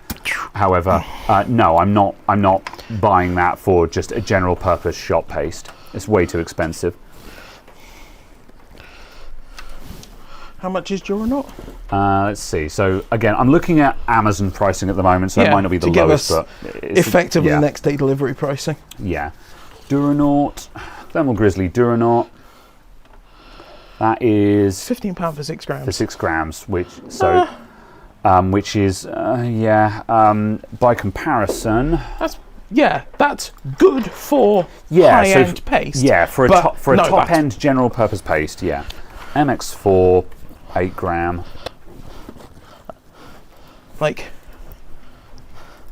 Yeah, so it's twice the price of MX4. You can get an 8 gram tube as opposed to 6 grams for £6.50. Yeah. And then MX, what are we looking for? MX8 is the new stuff? 7. 7. There's a listing just here. Oh yeah, MX7, 4 grams. Just about double the price. So it's double the price. And MX6 is cheap, but also MX6 is bad. It's just too runny. So yeah, MX4 is still king if you want good bang for buck general purpose pastes. So yeah. Ah, there's no power cable. That's why it doesn't turn on. Oh, right. That explains that one then. What was that other one? GD2? Paste. Don't know if we'll find this on GD900. I don't think we're going to find this on Amazon. Oh, GD900 is. What was the other GD one you mentioned? GD2, did you say? Yeah. Yeah. That's not listed on Amazon, so no comment. I'll have a quick look on AliExpress just for funsies. Boop. GD2 thermal paste. Oh, autocomplete is good. Yeah, GD2, there we go. Free with any purchase, apparently. Oh, okay, no. Oh, I'm not signed in. Oh, can I sign in? Or are you going to two-factor me? Because the prices are meaningless if you're not signed in. All right, there we go. Right. 30 grams for £3.30. Wow, okay, yeah. Yeah. Could be interesting. Might buy some of that and just try my luck. Yeah, certainly at that price. Yeah, I'll hit add to cart on that just so that goes on my next order. So yeah, I'll give it a try. I'll try the GD2 and see if it's any good. Because yeah, the GD900, that just constantly separates, which is just super annoying to deal with. And like, yeah, I know that's solvable, but MX4 doesn't separate. So yeah. Very well. Amazon SGT4 paste. Amazon make thermal paste? Okay, I'm looking that up as well. SGT4. Oh yeah, okay, that seemed to work. Are you winning? I unplugged the HDMI and then plugged it back in. I just wanted to make sure it didn't die. As long as it's plugged in when you post to the computer, you can replug it. It just has to be plugged in when it posts.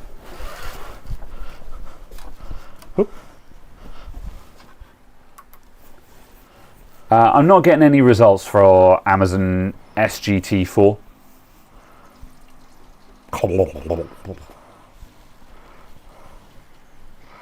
Yeah, we didn't hear any gurgling at all from the other cooler, which I know we just refilled it, but I still found it suspicious that there was no gurgling at all. Yeah. Windows couldn't load after 4 thermal crash outs.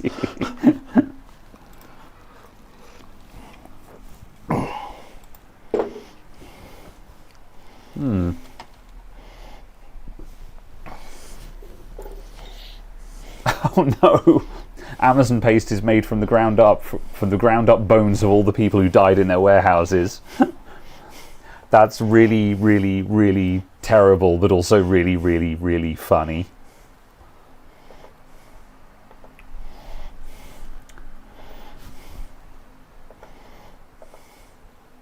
Maybe stay on 125% just so people can vaguely see what we're doing. But yeah. There. Yeah, that's fine. So yeah, we're going to check if this CPU is working because it was kind of just sitting on the shelf. We've no reason to believe there's anything wrong with it, but I'd like to just make sure. Then the RAM is all fine. The DDR4 is all fine. I've no reason to believe there's any problem with that, so I don't think we need to test that. Other than that, yeah, I think that's it for the AM4 stuff. There you go. Yeah, it would just be a question of finding out what's going on with that DDR5. When we unplugged it, I hadn't seen any errors from it yet, but also it might not have been on Expo because it probably BIOS reset when I changed the memory module. Yeah. So we'd need to check if that's actually on Expo. Should that not have booted up, or did you crash into BIOS? No, I told it to shut down to BIOS. Oh, okay, yeah. Yeah. Just because it was the fastest way of seeing if our temperature was 99 Celsius. Understandable, yeah.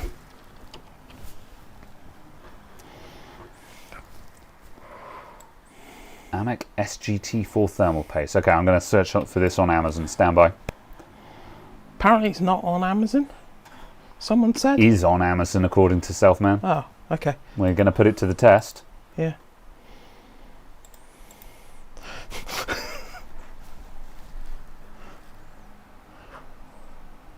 That's the one I'm looking for. And then Edge Chat.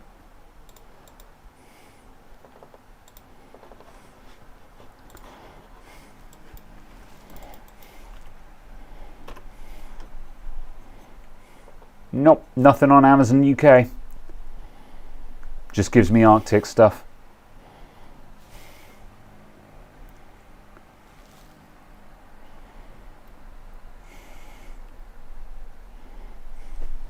Yeah, nope. We don't know. Whoop. Okay. Right, Cinebenching this 5700X. That looks pretty good.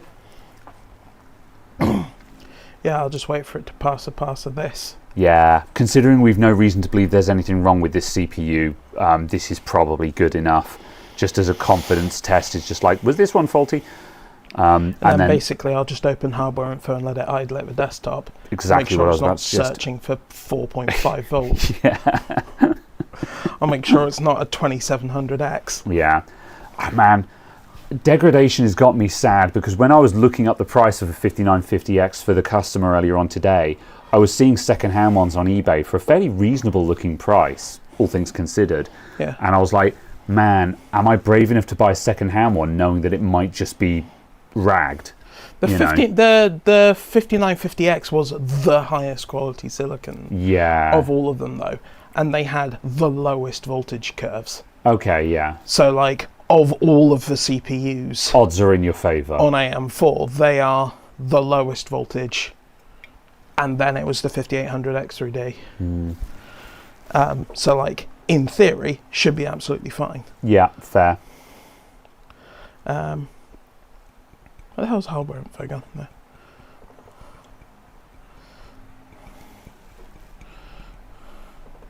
Yeah, because this is idling. Oh, that's much nicer. 1.3, yeah. Yeah, like I said, the 3950X that the customer has, it was sitting at like the high 1.4s, and there were maximums of 1.51 and stuff like that. And I was like, oh, I think this CPU is done.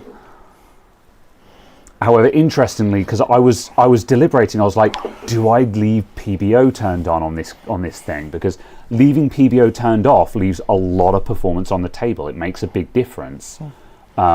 However, I don't want to drag it. What was scaler set to? I just left it on auto. But at one point on the 2020 BIOS, I turned on PBO and it went from 120 watts to 200. Yeah. Then I did a BIOS update, and after that, it was looking for like 145 watts. So the BIOS update seemed to tame it down a lot. Well, no, I'll rephrase that. It was looking for, I'd set a 180 watt limit. No, I left it on automatic and just set a thermal limit of 85 degrees. And then it was looking for 140 watts. But whatever. Yeah, the PBO settings for 5000 series were really squicky for the performance this was a you got. 3950X. But just for the performance you got for the numbers typed in those boxes. I see, yeah. Because you could get higher performance by typing different numbers in those boxes, even if you were nowhere near that power usage. Got it. For some reason, setting like 184 was faster than setting 200, even if you're 120 watts. And stuff like that. There was just weird, funky stuff with that. Yeah. So it could be a case of they found a similar kind of performance scaling bug and just went, oh, if we set it to this number, it's actually faster. Yeah. Even though it looks like it's I will trust that the people writing the BIOS know more about this than I do. However, in any case, one of the things I noticed is that having PBO turned on or off didn't make any difference to what the idle voltage was doing. Yeah, it was even with PBO turned. Yeah. Even with PBO turned off, it was still looking for high volts at idle. Yeah. So I was like, okay, I guess we leave PBO turned on then, because that doesn't seem to be causing a problem. Yeah. Which tallies with what I'd heard, because I'd heard that PBO had. Because I brought this up in the Discord the other day. I said, does PBO have anything to do with degradation? Should I be worried about that? And apparently research shows that no, PBO does not exacerbate the degradation problem. Yeah, it seems to just be a weird scaler-ish. Yeah. Degradation of CPU because of age or hard 100% daily use. Luck of the draw, it seems like. This CPU had a lot of hours on the clock. And so it's hard to tell. But also, like, weird. A lot of the degradation I've seen has been on, like, the Ryzen APUs, so like the 3400G, the 3400G, the 5400G, CPUs like that, where they're not doing a lot of work, but also they're the lowest quality silicon, as Caradog put it. So, yeah.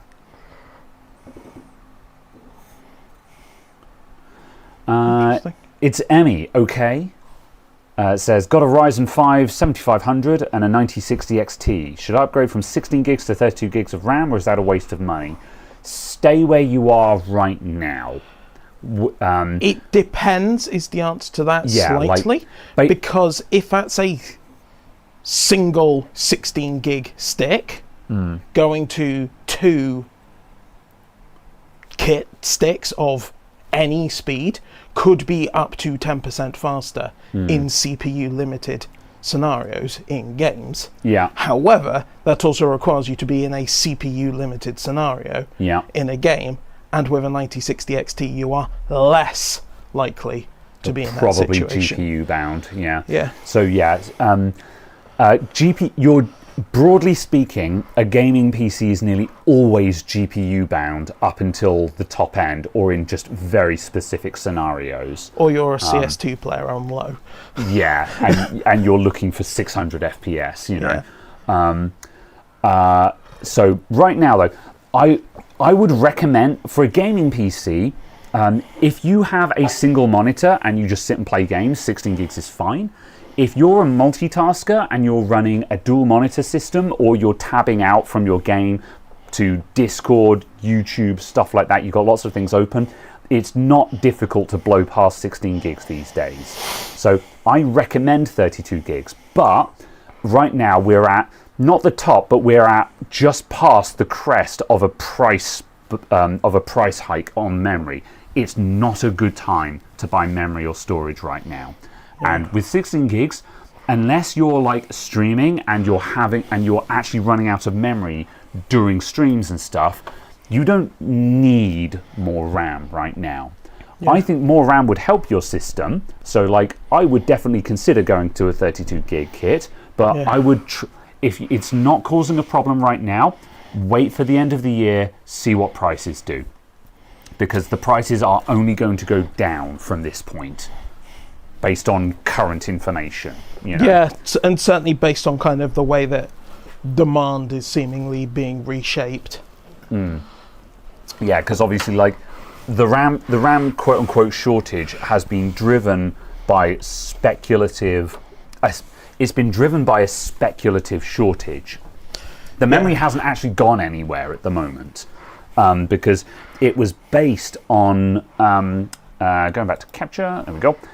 The RAM shortage was based on a lot of AI companies writing letters of intent saying, we intend to build these data centers, we intend to buy this RAM to put in our data centers, but those data centers have not been built, and with the AI bubble being extremely swollen right now, a lot of these letters of intent are being torn up, and they're being like, we intend to do this, but actually we're not going to right now.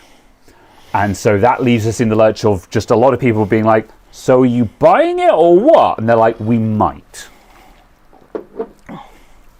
Okay, so can we sell this RAM or what? No one knows what's going on right now. So it's a very, very strange situation we're in. Everything is on a hair trigger of either everything coming crashing down again or just holding out. And we don't know what it's going to do. So yeah, it was just OpenAI. I mean, it's both. OpenAI this is DDR5 6000. So I did it XMP to 4800. Oh, whack. Did you actually turn on XMP on it? Because I didn't. Yeah. We did. No, we didn't. No, the other kit XMP'd up to 4800. That's why I was like, sorry, the other module, which is why I was like, huh? Yeah. That's also coming up as unknown. Maybe this motherboard... No, the motherboard should be on the latest BIOS. Either way, we should probably take a closer look at that. Something's doing weirdness. I'm going to finish what I'm saying, and then we'll refocus. Certainly OpenAI was the biggest contributor to this, because OpenAI said they were going to buy what, like 40%? They said they optioned. No, wait. They committed to buy 40% of manufacturing capacity. Yeah. Not manufactured chips, not chips in supply, the capacity of manufacturing. Yeah. They purchased wafer starts as a part of that. So that then caused a short-term shock on supply as well, because there was just like a set of RAM that just vanished from the market. Into thin air. Yeah. So say 1 million chips are made in a day. Yeah. They bought that entire day's worth, so there's 1 million chips missing from every shipment. Yeah. So there was a ripple. Yeah. Yeah. Certainly OpenAI were the biggest contender, but with the amount of other people writing letters of intent to build data centers, that is also applying pressure to the market. But like I said, these data centers haven't actually been built. Many of them have not been built and or are being cancelled. So it's all very wishy-washy at the moment, and we don't really know. Either way, the net result is that obviously RAM skyrocketed, as we all know. And however, it's come down a little bit and settled. However, at this point, we can only assume that it is going to go down in the future. So unless you need to buy RAM right now, hold, basically. And in addition to that, we might be able to make downward pressure on the price by just holding the line. Not that I think that will matter, but whatever. Yeah. But yes, there will still be a 60% shortage. Well, again, no. There is likely to be no actual shortage. Yeah. There is likely to be supply bottlenecking, effectively, because at least from what I have been told by suppliers, is because of the volatility, people aren't wanting to hold on to stock. Because they're not wanting to hold on to stock, things can't stay in stock. Therefore, the price can fluctuate wildly. Yeah. And because of that, they don't want to get caught holding the bag when randomly drops by 15% in a day and then goes back up by 9% the next day. Yeah. Kind of thing, which is why places like Micro Center are able to bundle RAM with motherboards functionally at the same price as it was before, because they can buy that themselves at a volume and say, we're selling this and buying this at this and we're holding the stock at this kind of thing. And they have those arrangements in place to supply at a price and so on. So it's a case of everyone knows what's happening. The problem is kind of the options. Yeah. Yeah. So it's kind of whack. You've got a 2x8 kit at the moment. So yeah, so you'd be looking to buy a 16 gig kit. So yeah, sorry, a 32 gig kit. So yeah, so TLDR. Do not use more than 2 modules. Yes, correct. So yes, right now, yeah. If it's okay right now, stick with what you've got. Next time you're upgrading, yeah, a 32 gig kit would be nice. If you want your games to go faster, GPU is the answer to that, because 9 times out of 10, all the way up to a top-end GPU, buying a bigger GPU will always get you more FPS in your games, broadly speaking. So yeah, if you want more FPS in your games, upgrade your GPU. But certainly going from 16 to 32 gigs of RAM on as a gamer who is multitasking will get you a benefit. It just means you can have more open at the same time. Yeah. So yeah. Okay, right, I'm going to lift that kit back up onto the bench, and we need to figure out what the hell is going on, because we haven't found any errors when we were expecting them, and the RAM speed is not what we're expecting it to be. Right now it says RAM info 4800 megahertz, unknown 6000. So let's find out what the hell is going on there, because we might have some dodgy testing.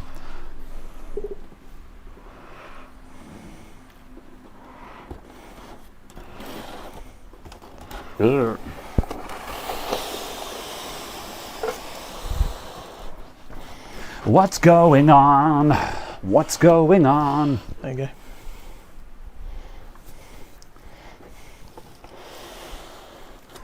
Ba-da-ba-da-ba-ba.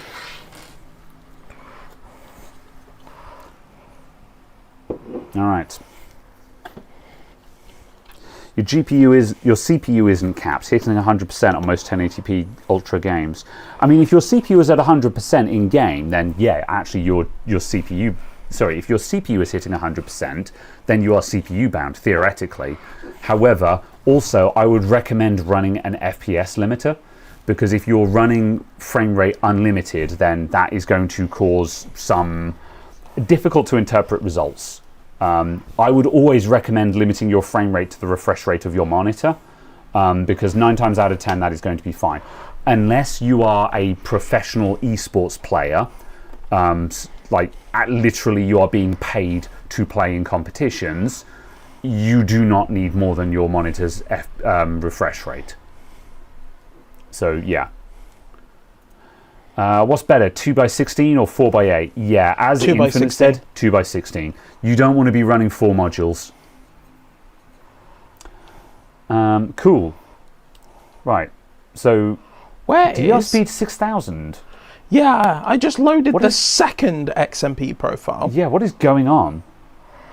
And I'm just not actually seeing the settings I was expecting to see. Is the first XMP profile actually a 4800 profile? That would be, and that's where we got wild, parked.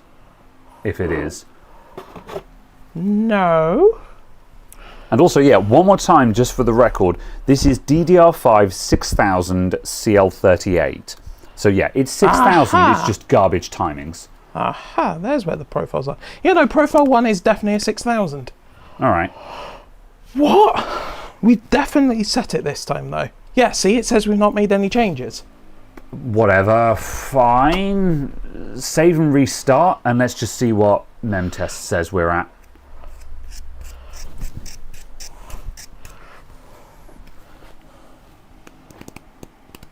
Yeah, we kind of need to get to the bottom of this, because I want to know if any of this kit is usable. It's a 64 gig kit of DDR5. I kind of care about, and like, sure, it's CL38, but as we said at the beginning of the stream, well, 6000 CL38 is way better than what we thought was 4200. True, yeah. But still, yeah. At the time when I threw this in a box and said I didn't care about it, that was because you could buy a 6000 CL30 kit for £85. However, right now, this is gold dust if it actually works. Not throwing any shade, but have we got any good AM5 motherboards? Yes. That we can just check it can actually, 6000 some RAM. Yeah, what is this? Is this an A620? Yeah, it's an A620. Yeah, that actually might be a motherboard issue. Yeah, we can get the display PC over there that will have a B660 in it, which is going to be good enough to give us straight answers. Yeah, because we'll just see what this does. Newer BIOS available. Yeah. Yeah, so see? That's just wrong, because that should either say 3000, shouldn't it? Let's get another PC. Or it should say 6000. Do you want to pull this down? I'll What go are get you the other doing? PC. Yeah, I don't know what's going on there.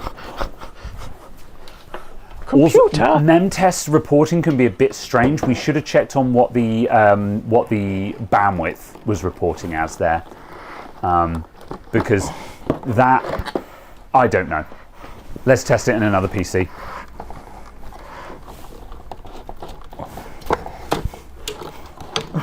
What are you doing, computer? What are you doing?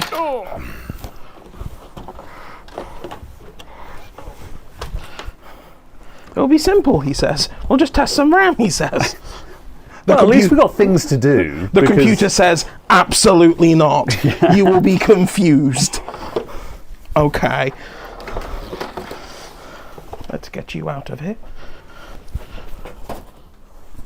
Yeah, that's fine. Let's get you out of here.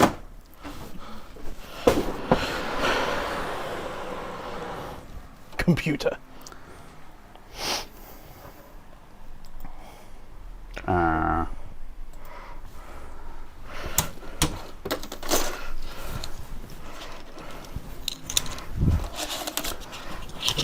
Why can't I handle all this RAM? Take the single 16 gig module out of this. Crying emoji. Right, I'm going to put in the other module. So this one passed mem test, and we'll just slap this in here as a control test. Maybe that's why it passed mem test, because it's 4800, not Maybe. 6000. Well, that's the problem. We're going to have to retest it all again. I mean, that much being said, I mean, it didn't fail everywhere, so it's not cataclysmic. We have learned that at least, but yeah. There's the widget.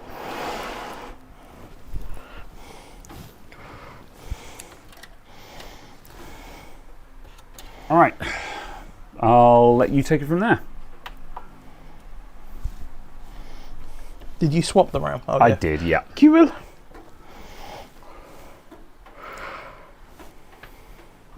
There's a housefly that's banging off all the lights in here. It's extremely annoying.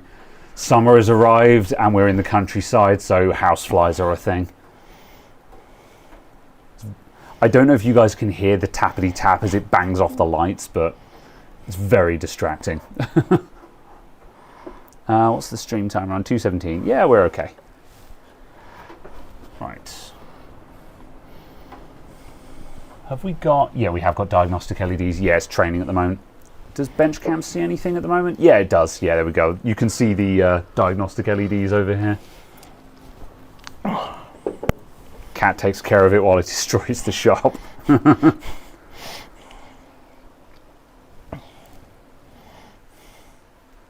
Oh, there we go.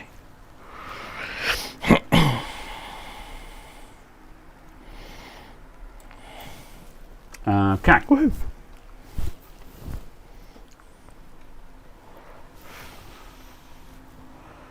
Interesting, it went straight to 6000. Yeah, right. Expo 1 is definitely on. Let's go into OC settings. Profile 1 is definitely loaded. 6000 CL38. Where is... Okay, yep. Where is the mem test? Where did I put... it's there. Ooh.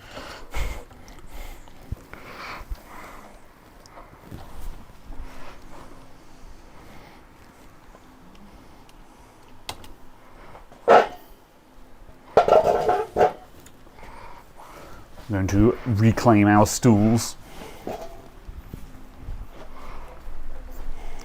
It is behind you if you so desire. Behind you!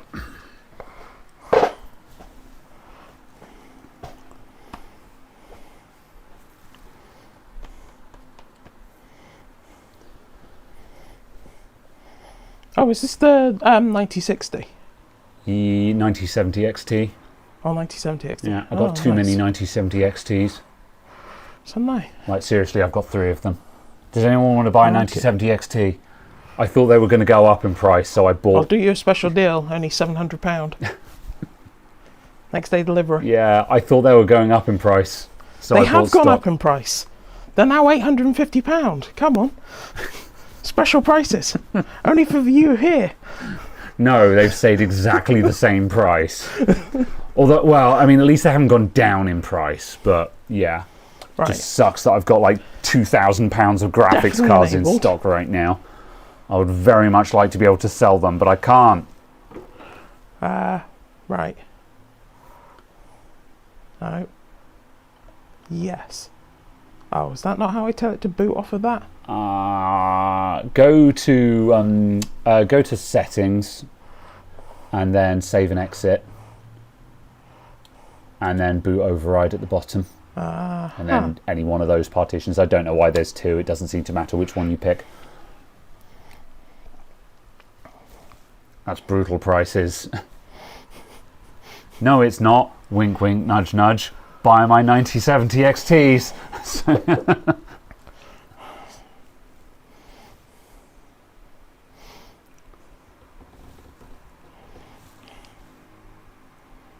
£6,000.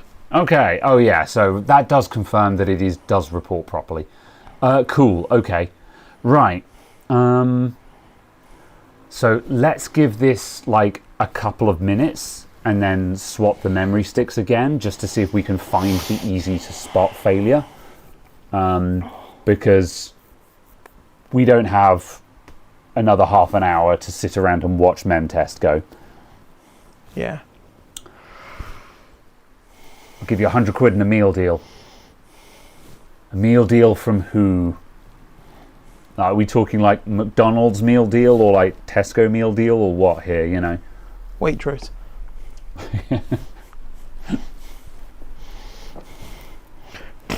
Tiny tray of caviar. Are you thinking about Waitrose jokes now?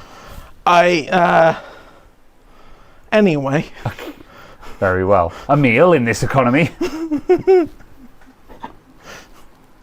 Okay, right. We need a topic to discuss while we watch a timer go up for a couple of minutes. I think someone asked about whether I had Arc GPUs still. And the answer is yes. Yes. I haven't used them. No, I have. Yeah. I'm getting extensive usage out of them. Yeah. One of them's in the streaming PC and Yeah. one of them's in the We've got the YouTube capture machine. Yeah, we've got the A770 in the streaming PC at the moment, and the B580 is in the YouTube rig. Just simply because I wanted to sell the 3060 I had in the YouTube rig, and I needed another graphics card to put in there. And I was like, I'll put the B580 in there because it's not being used anywhere else. Yeah. So yeah, if you do have a use or want to sell them, then do let me know. You know, I'm just using them while you're not using them. Yeah. Is this a Lianli? Yeah, this is the Lianli R100, I think. And it's fine. Yeah. I'm not going to buy another one, but it's fine. It's like the most £50 case ever. Yeah. Yeah. Yeah, it's got some nice RGB on it. So yeah, it's fine. I think it's a nice case. And it does give the I don't know what you call it, the fish tank look, the dual chamber look, without being obnoxiously large.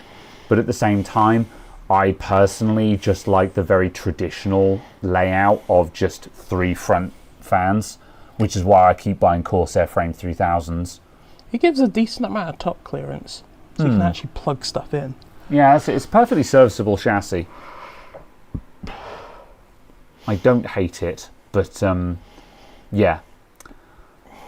It's hard to tell how people, it's so frustrating. This year I wanted to have like a high, medium and low end build out on display with prices and everything, like a real computer shop. But obviously with retail prices being what they are, just like everything sucks, so I've just no motivation to try and build and sell gaming PCs right now. It's really depressing. Because now and then someone will come in the shop and they're just like, oh, I just wanted to have a look around. I'm like, feel free to. I'm afraid I don't have much to look at the moment because prices are sky high, so I'm not buying anything. Yeah. Because anything I buy, I will probably lose money on. Yeah. And that's kind of, the summation of the RAM situation. No one wants to hold any of it. Yeah. Yeah. Which the fear is that the volatility will mean they lose money. Yeah. In the previous market where maybe it was trending down by 0.5% over, a 3-month period or something, you've got margin in that. Yeah. Which you can, either you get to sell it without losing any margin and you make you make extra profit effectively, or you lose a little bit of margin and you don't make additional profit. Whereas at the moment, it's very much a consideration of, am I going to actively lose money on this? Yeah. And have to sell it for less than I purchased it for.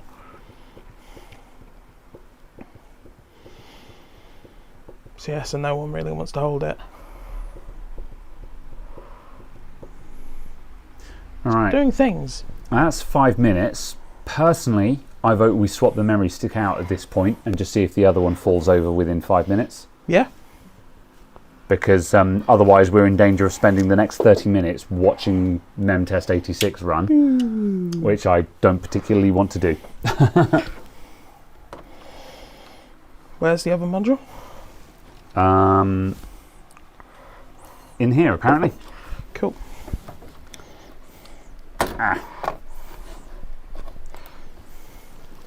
Whoop.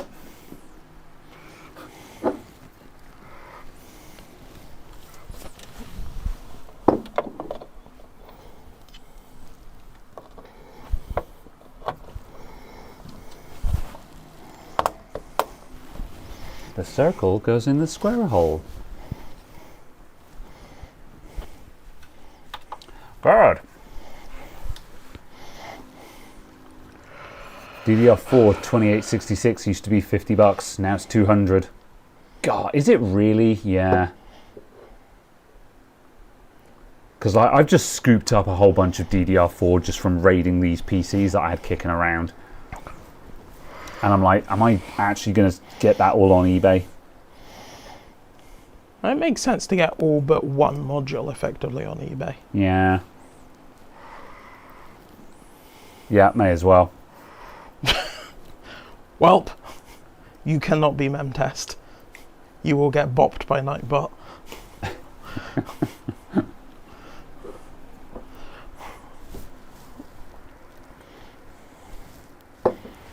Okay, right, that was the correct sequence of lights we just saw.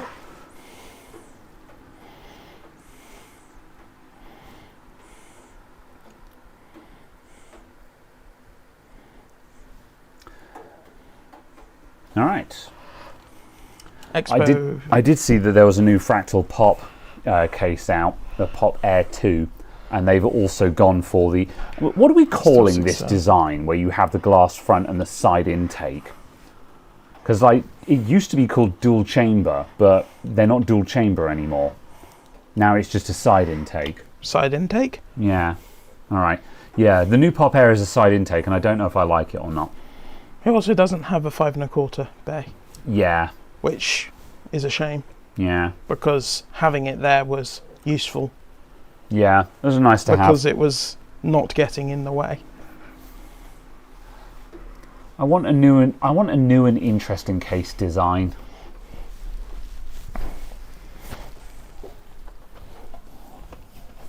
I want a Torrent 2 that's smaller than the Torrent 1. So you want a Torrent Mini? Yeah, but not the Torrent. I like the Torrent, don't get me wrong, I'm just bored of my computer and I want a new case. But There's none of the current chassis really excite me. None of them are out. There's none of them out there that I'm just like, wow, enough to actually buy it and replace my Torrent. Cube 500. No. Yes. That is the opposite of exciting. Wow.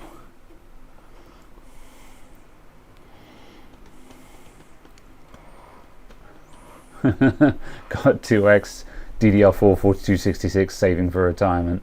Ugh. God, Vengeance LPX 2666 for 188 euros. God, are those selling at those prices though? Because it's worth noting, I sold my 6000 CL28 kit on eBay, and I think I ended up going down to like 280 on that. I thought I would get silly money because it was CL28, but it wasn't moving, and I think I had to go down to like 280 quid. Yeah. Which is still like that's still like 3x the price I paid for it, because I paid like £85 for that kit. So like I made bank on it, but I didn't get the obnoxious payday that I was hoping for.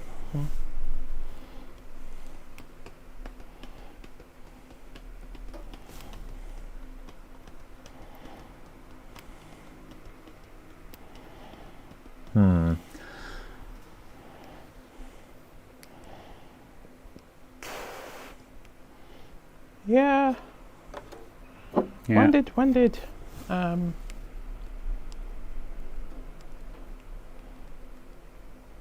did 7000 series come out? That was 3 years ago, yeah? Something like that, yeah. I mean, I'm surprised we've not seen the market flooded by server DDR4. Just because the last DDR4 servers that were in active replacement cycles would now be getting replaced this year. Yeah, maybe. I don't know. I'm surprised that DDR4 has stayed high in price. I mean, sure, AM4 is still relevant, so that is going to mean because AM4 is still relevant. Yeah, and our AMD were spooling up production on some AM4 CPU, weren't they? Supposedly, according to someone. Yeah. Yeah. Yeah. Yeah, yeah, like I haven't most seen... of the time, Ryzen AM4 CPUs are just not well priced at the moment. That's the problem. If the CPUs were cheap, then I would see the appeal. But we discovered this last week when we spec'd up a DDR4 system and a DDR5 system, is that the DDR4 system was slightly cheaper, but it wasn't like change your world cheaper. Yeah. You know, it was barely worth it cheaper. Yeah. Like there was like £100-200 in it. Yeah. Which is, I don't know. But yeah, in a way it surprises me we've not seen more of the slightly higher end AM4 CPUs available. Just because I would have thought that with obviously AM5 stuff now being 3 years and counting old. Yeah. Obviously the amount needed to keep on hand for RMA and things like that would have gone down. Yeah. And just the number of chiplets needed to keep around and so on would be reducing. I guess the other problem as well is that the late stage AM4 CPUs, those are still 3 nanometer or 5? No, they were. Either way, you still need TSMC to make it, and TSMC are like, no, we're not making old stuff. We're if you want time in TSMC, then you're making cutting edge stuff. Well, not that, more just a case of like the supply that's already been held, the stuff that's already been manufactured. Yeah, do you reckon there's enough lying around still? I'm just surprised we haven't seen, kind of more dribbles of that slowly coming out now. But it's also the thing, obviously, what volume is that? Yeah. All right, that's 5 minutes time on that, man. Yeah. This RAM was faulty when I put it in a box.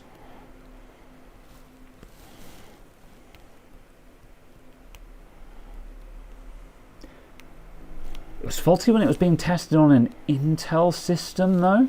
Yeah, maybe it was just a garbage motherboard. Yeah, garbage motherboard. Maybe the CPU memory controller was bad. Maybe. Yeah, but swapping RAM fixed it. Yeah, like we 100%. This RAM kit was failing mem test. We put a different kit in, and it didn't fail mem test anymore. That's how I fixed that PC. Like yeah. Maybe this is that dealio. I heard a term for this at one point, and I've forgotten what it was. But there was this term where it's Hynix. You use you have a computer in, and it's not working, and you test all the components individually, and they're fine. But in that specific combination, it doesn't work.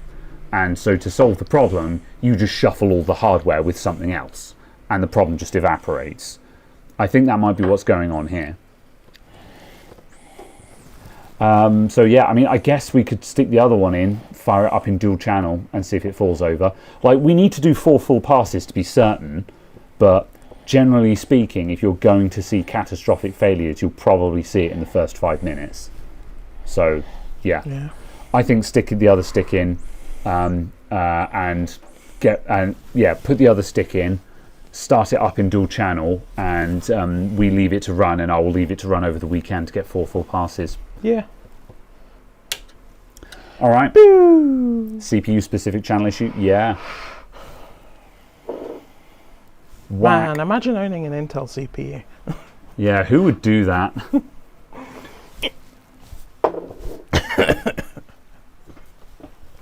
I mean, I'm sure you have blistering Facebook performance.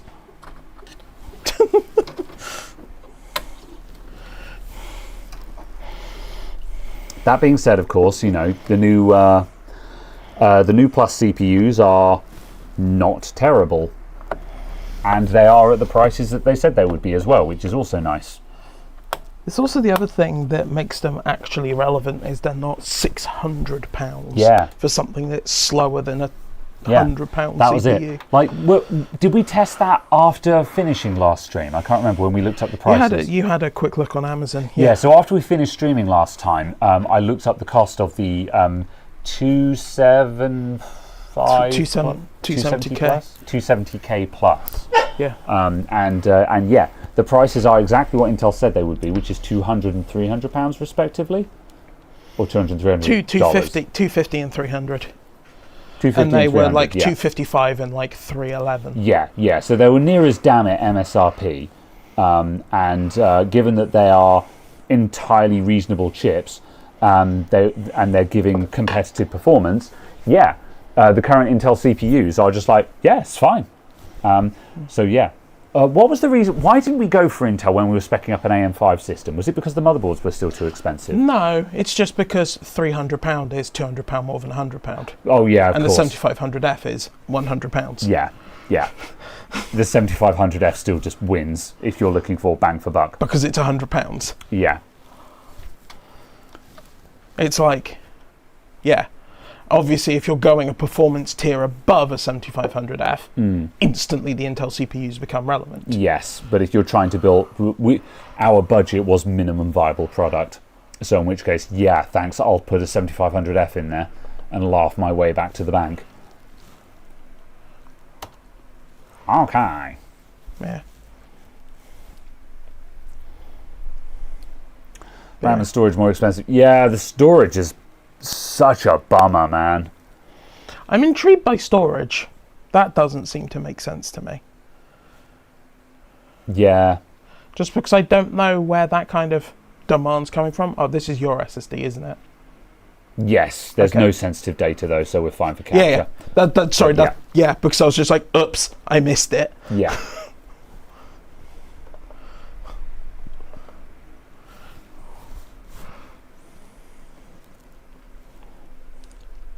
Storage is needed for AI as well. Yeah, and I guess it's just the NAND chips are getting used to go into enterprise level SSDs. Yeah, it just surprises me that that has happened, given there wasn't like a massive purchase order for it like there was with RAM. Yeah. Again, maybe it's just a speculative shortage, so to speak. Yeah. Le boot. Yeah. Oh well. Remember, kids, we must reject AI with every fibre of our beings. If you are using AI, you are helping the problem that we all suffer from. Reject it with your hearts and minds. One day there may be a use for this technology, but we are not doing it this way. We're not doing it like this. Go away, tear it all down, burn it to the ground, and then we'll try again. Man. That mini PC showed up. Oh, yeah. So yes, I have that on hand now. Oh, cool. And it seems cool. I haven't done anything with it yet other than just reinstall Windows. Yeah. But yes, little bit sad. It came with 32 gigs of RAM, but it's a single 32 gig module. Has it got a replaceable module? Yeah, it's got two. It's got then two it's SODIMM not slots. Halo. No. Yeah. No. We kind of figured that out. Yeah, but just a case of like categorically cannot be. Yeah, that confirmed hardware in hand. Yeah. Unfortunately, single module. So because we're relying on integrated graphics, I'm just like, oh, that's going to hurt performance, because if you're running integrated graphics, you kind of want your RAM to be as fast as humanly possible. You found, didn't you? Yeah, it needs to be twice as fast as the fastest RAM we've got. Yeah.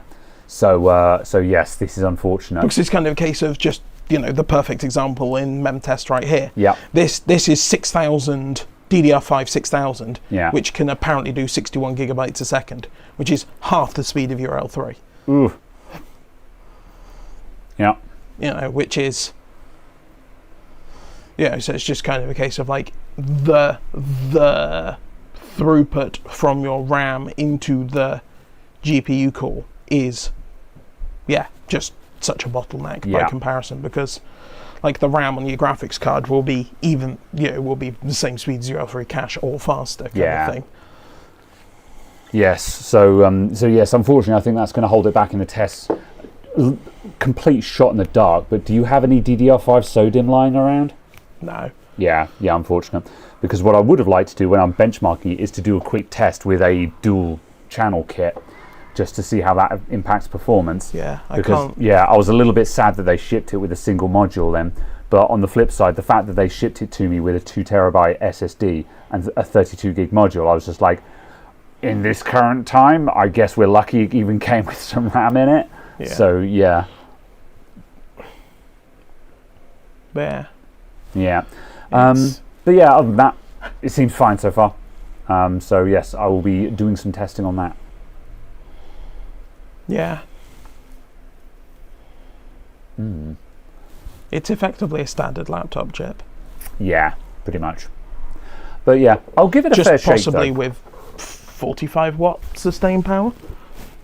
It's got a 120 watt power supply. Oh yeah, okay. So the total, but I guess what I should do at some point is have a look and figure out how that power budget is being divided up in the computer. That would be interesting content for the video, actually, is to be like, okay, so look, this came with a 120 watt power supply.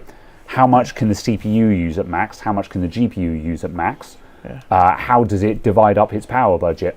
Yeah. That would be interesting. Yeah. Yeah. Is it actually small? Yeah, it's pretty good. I'll go and get it. So that's a good. Yeah. That's a good thing.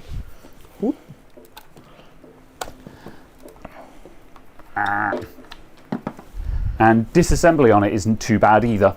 Oh, nice. So yes, so there it is.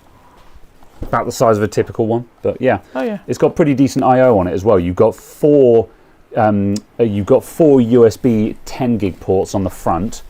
There is another 10 gig port on the back, a USB 2, and two USB 4 40 gig display ports. Oh yeah, good. Good. And they've actually wired them up. Yep, and dual 2.5 gig LAN and dual HDMI. So yeah, I/O on it is pretty decent. Oh, you know what that does mean as well? The stuff like this over the USB 4, because it is Thunderbolt compatible and so on, you can do networking over it. and you can make a quorum of them. So you can just run 3 direct host-to-host connected and run a virtual machine quorum and stuff like that with them, and still leave your networking untapped. Whack. And just stuff like that. Yeah. But that's like what those mini PCs are kind of really cool for, is really weird setup stuff like that. You can have yourself a little mini cluster. Yeah, you stick 3 of them in a stack and you go boop, boop. Yeah. Boop. So yeah, it's kind of cute. So yes, I'm still befuddled as to why they, like, on their marketing they sell it as for gamers. I'm still befuddled as to why they're marketing it for gaming when it's really not its strong point. Have they given you a price for it yet?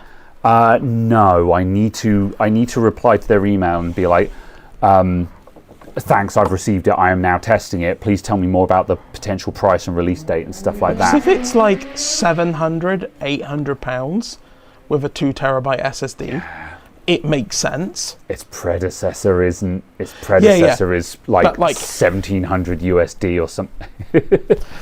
Its predecessor is like 1700 USD at this spec, and I'm just like, ugh. But its predecessor made sense because it restricts Halo. Was it though? Yeah, that one was, because it was the 385 plus, which restricts Halo. That was strict. Which makes sense. Okay. Because that is the £1,000 CPU APU. Got it. This is the £40 CPU APU. By comparison. Yeah. Because this is the standard tiny laptop chip, as opposed to the hecking massive APU. Yes. Got it. Okay, that's interesting then. Yeah. So like the previous thing being 1700 made sense because that's the price. Yeah, because we know that Strix Halo was expensive. Yeah, so because also like on board it's got like 8533 DDR5 on it and stuff like that. So yeah. Fair enough. But like, yeah, I'll have to check what the price is on this then, because hopefully if the price makes sense, then there'll be a sales pitch there. However, otherwise it will very much be a case of just like, here's what it is, here's what it does, and it costs this much. Thanks for watching. So yeah. Yeah, I'm impressed by the connectivity though. Oh, and dual HDMI. Oh, that's cool. That's it. You could run 4 monitors off of this in theory. Yeah. I think I saw that in the marketing for it. It can do 4 monitors. Technically, if they wired it up like that, you could do 6. Oh, well, because you could daisy chain. Yeah, because you can daisy chain the DisplayPort out. Yeah. Yeah, that's the thing. This is why I'm just kind of befuddled as to why they want me to market this as from a gamer perspective, because I'm like, this thing is a mini workstation. It's an absolute, It's a mini workstation. This is not a gaming computer. Yeah. So I don't know why they want to. So yeah. Can you give us full screen cap? Yeah, sure, hold on. Well, it's got an SD card reader on it. That's quite nice. Yeah, I mean, it's, hold on, let's go to bench cam and like, hold under the camera. Keycom, there it is. Show the ports off. So yeah. Look at the USB 4 port, USB 3 ports, SD card, USB 4 ports and HDMI and dual 2.5 gig LAN, and a DC jack, and a Kensington lock. Wow. Yeah, that's it. It's not that exciting, but yeah. It's also got screw holes on the bottom. Yeah, it came with VESA. Came with VESA mounting kit. VESA, yeah. So yeah, you can mount it on the back. This is one of my theories, because like part of me was starting to theorize and be like, okay, so they want to market this for gaming. What's the goal there? And I was like, maybe they want internet cafe, Asian internet cafes to buy these. But they're just not fast enough. Yeah, like, because you can mount it on the back of a monitor and make an all-in-one setup. Yeah. Genuinely, the level of gaming on that will be CS:GO at 60-ish FPS. Yeah. What did we reckon it was the equivalent? Oh no, we couldn't find out, because where it's a mobile graphics chipset, we just don't know. I mean, what's the timer at? 2 hours 48. I was going to say we could plug it in now, fire it up, and just see what the GPU pulls. That would be more exciting than watching bloody memtest run. I was just leaving that there whilst we were talking about stuff, but yeah. Yeah. How's the heat being put out? It's got a decent. The heatsink on it wasn't very big, but it's got a big fan in it, so it's the fan does spool up quite easily, but it's not an annoying noise. My first impression of it was just like, yeah, you can hear it running, but it's got a nice whoosh to it instead, you know. Oh, and you can power it over Type-C, I presume. I don't know. It doesn't show a DC input there. I haven't tried it, though. Oh, yeah, no, you've got a little power symbol there. You're right. Yeah. Oh, that'd be interesting. That'd be a good test to see how it responds to that. I'll have to do more testing on that. That's kind of cool. Well, no, actually, yeah, of course, because you can do up to 240 watts. So actually, it would be an interesting test to see how much... Do you have a 240 watt power delivery charger? Yeah, could you... Oh, I'm away next week. Okay. Yeah, I might have time. Yeah, I think I've got 120 watt. I've got 120 watt Apple power delivery charger, I think. What is this?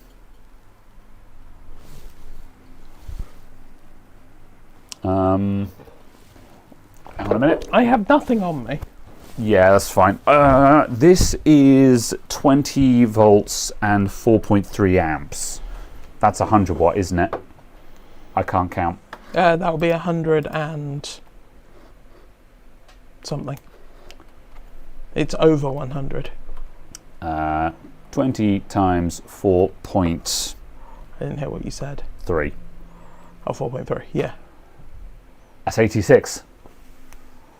20 times 4.3. Oh, yes. So, no, that's an 80 watt. I thought I had a bigger one than that. Oh, it says on the side 87 watt. I'm sure I had a bigger one than that. Oh, there it is. It's underneath it. There we go. Yeah, there's a 140 watt Apple charger. So yeah, that's higher wattage than the DC supply that it came with. So if this is an Apple one, so I don't know how compliant it is. Yeah, what does it say it does?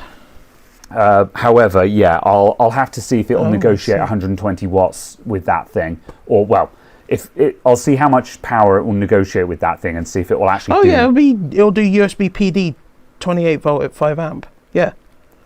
28 volts. Oh, yeah. Interesting. Yeah. So yeah, if this thing will negotiate 28 volts, 5 amps, then yeah, you can power over Type-C, which is interesting. Yeah. So yes, failing that, yeah, DC input is fine. So yeah. Dell USB-C is also 130. Oh yeah, I might have a 130 watt Dell charger. You're right. So yeah. Aren't the Dell ones not USB-C? Are they not power delivery non-compliant though? I think they are, but like with the Apple ones, some of them are a bit weird and finicky, and certain devices they won't interact. Certain devices they get squicky with. Yeah. Sometimes is the answer. Oh, okay. So yeah, which is the reason. Like that's the reason why I don't have this one plugged in over there, because there were some devices where it just won't negotiate with it. Whereas at the moment I think I've got a 90 watt Apple charger plugged in down there, which seems to work with almost everything that I've tried. Whereas this guy, the reason why I'm not using this guy at the bench is because sometimes it just won't negotiate with certain devices. So yeah. But yes, that was an interesting observation. I'll have to test that and find out. Because yeah. But yeah. Right. I think I'm going to finish my cider and we'll finish up. I wish I'd thought of this earlier on, otherwise we would have taken a closer look at this just to do some more interesting testing. But I need to do testing for the video anyway. So yeah. But yeah, it's here. It's cool. I'm going to take a look into it. I hope it does okay, because and also like what I might do for the format of the video, I might try setting it up and like I might see if I can daily drive it for a week or so at home. You'll be able to, but other than gaming. Well, yeah, like obviously with games, I'm going to have to tank everything down to minimum graphics. But like maybe that could be the format of the video. Like not the entire format, but like that could be like the main part of the video is to be like, okay, look, this thing has got a mobile GPU in it. Integrated mobile GPU. Yeah. So it's going to be bad. I'm going to have to turn all my graphics settings down to minimum. But what does that look like? What's it like with that limitation? Yeah. Can you actually work with that? Yeah. Or is it just straight up, no, this is just an awful user experience? Yeah. You know, because, you know, like, I'm expecting the video to be like, this is great for indie games. However, if I want to play, say, if my friend group is potentially about to get into Killing Floor 2 again because we haven't played for a year. I'm going to be like, okay, I want to play Killing Floor 2 on this at 1440p. Can you actually do that if you tank everything down to minimum graphics? You know, no, it's not going to be great. No, I'm probably going to be at 40 FPS, but can you actually do it? Yeah. You know, it's an Iris graphic. It's AMD. So what was it? It was Radeon 870M, I think. 860M or something. 860M, yeah. I can't remember, but yeah. Didn't Soren do a review of the Geekom? I don't follow Soren at all, if I'm honest. However, it wouldn't surprise me because similar sized channels often get, like the fact that I got a review offer on this means that any channel that is a similar size and scope to me probably also got a review. For example, I also have plenty of offers from Temu. However, I do not take Temu's money. Make of that what you will. So yeah. So yes. Mainly because I don't think there's anything there that I actually want to buy. So yes, however, yeah, it wouldn't surprise me if you see this thing popping up on a couple of other channels. It's quite likely. Yeah. Yes. Right, I think that's all. This RAM looks fine, and I'm very perplexed, but also I'm not complaining because, hell yeah, 6064 gig kit. Yeah.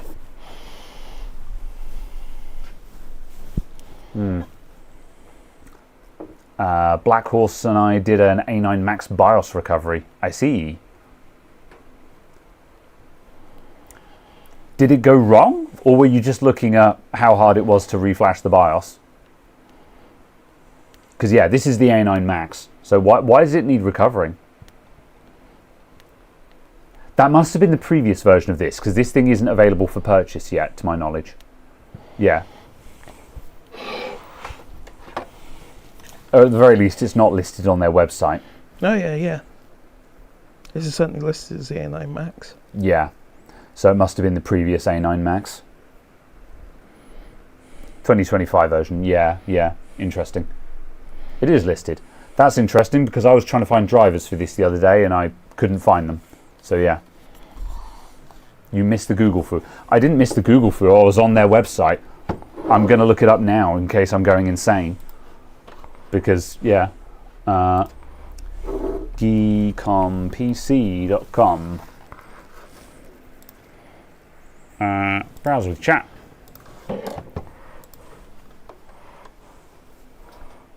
Mini PC. AMD. So HX370 is the 470 we've got. Latest. Yeah. There's the Core i9 version. AI Max 395. Yeah. It's not there, Chief. I don't know what to tell you. You had to Google it. It's not listed. But then it's not listed then, is it? Ah! Thanks for coming, everyone. I've enjoyed this conversation in English. What does listed mean to you? It's not on the list. If you have to search for it and find it, then it's not listed. This is what listing means. Ah! Right, we will not be here next week because I will be away for the weekend. Very well. Yes. But then we'll be here for the week after it. So, yes. That's all. Yeah, next video in the pipeline. I'm not sure, actually. I will ponder it. I've got a couple of things in the work. I need to get the Linux video done. I've got to make a push for that. Otherwise, that's going to fall by the wayside because it's going stale as it is. Anyway, thank you everyone for watching. See you guys soon. See you soon. Yeah. Au revoir. What is Violet CH3418? It's not a 341A, it's a 347 or 370. Hold on, let me check because I've got one over here. Last minute thing. Who is Violet and why do you have their device? Here it is. Yeah, CH347.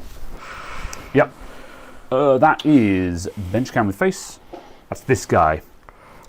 And that's a CH347. This is the new hotness for small, affordable, high-speed programmers.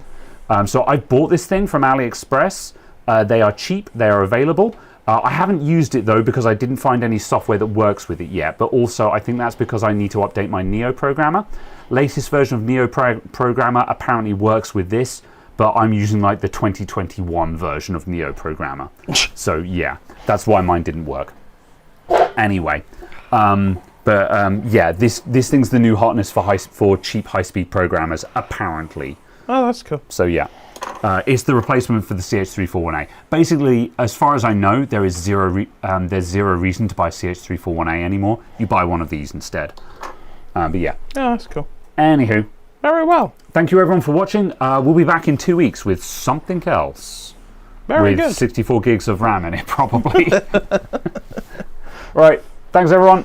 Bye for now. The 64 gigabyte man. Yeah, I'm rich apparently. Excellent. Yeah, this is like that. Did you ever find the gold nugget in Deep Rock Galactic when you point to it and the dwarfs go, "We're rich." Yes. We're rich. That one. We're rich. Oh, actually, that's probably a good test for that. We're rich. Oh, no, because it's so dim. Oh, Deep Rock Galactic. Sorry, I thought you meant put that the RAM video in this. game. The video game. Yeah, for the gaming test. Sorry, yes. It'll probably run Deep Rock Galactic because DRG. Oh, maybe. I'll try it out. Yeah. Bye. Goodbye. Yeah.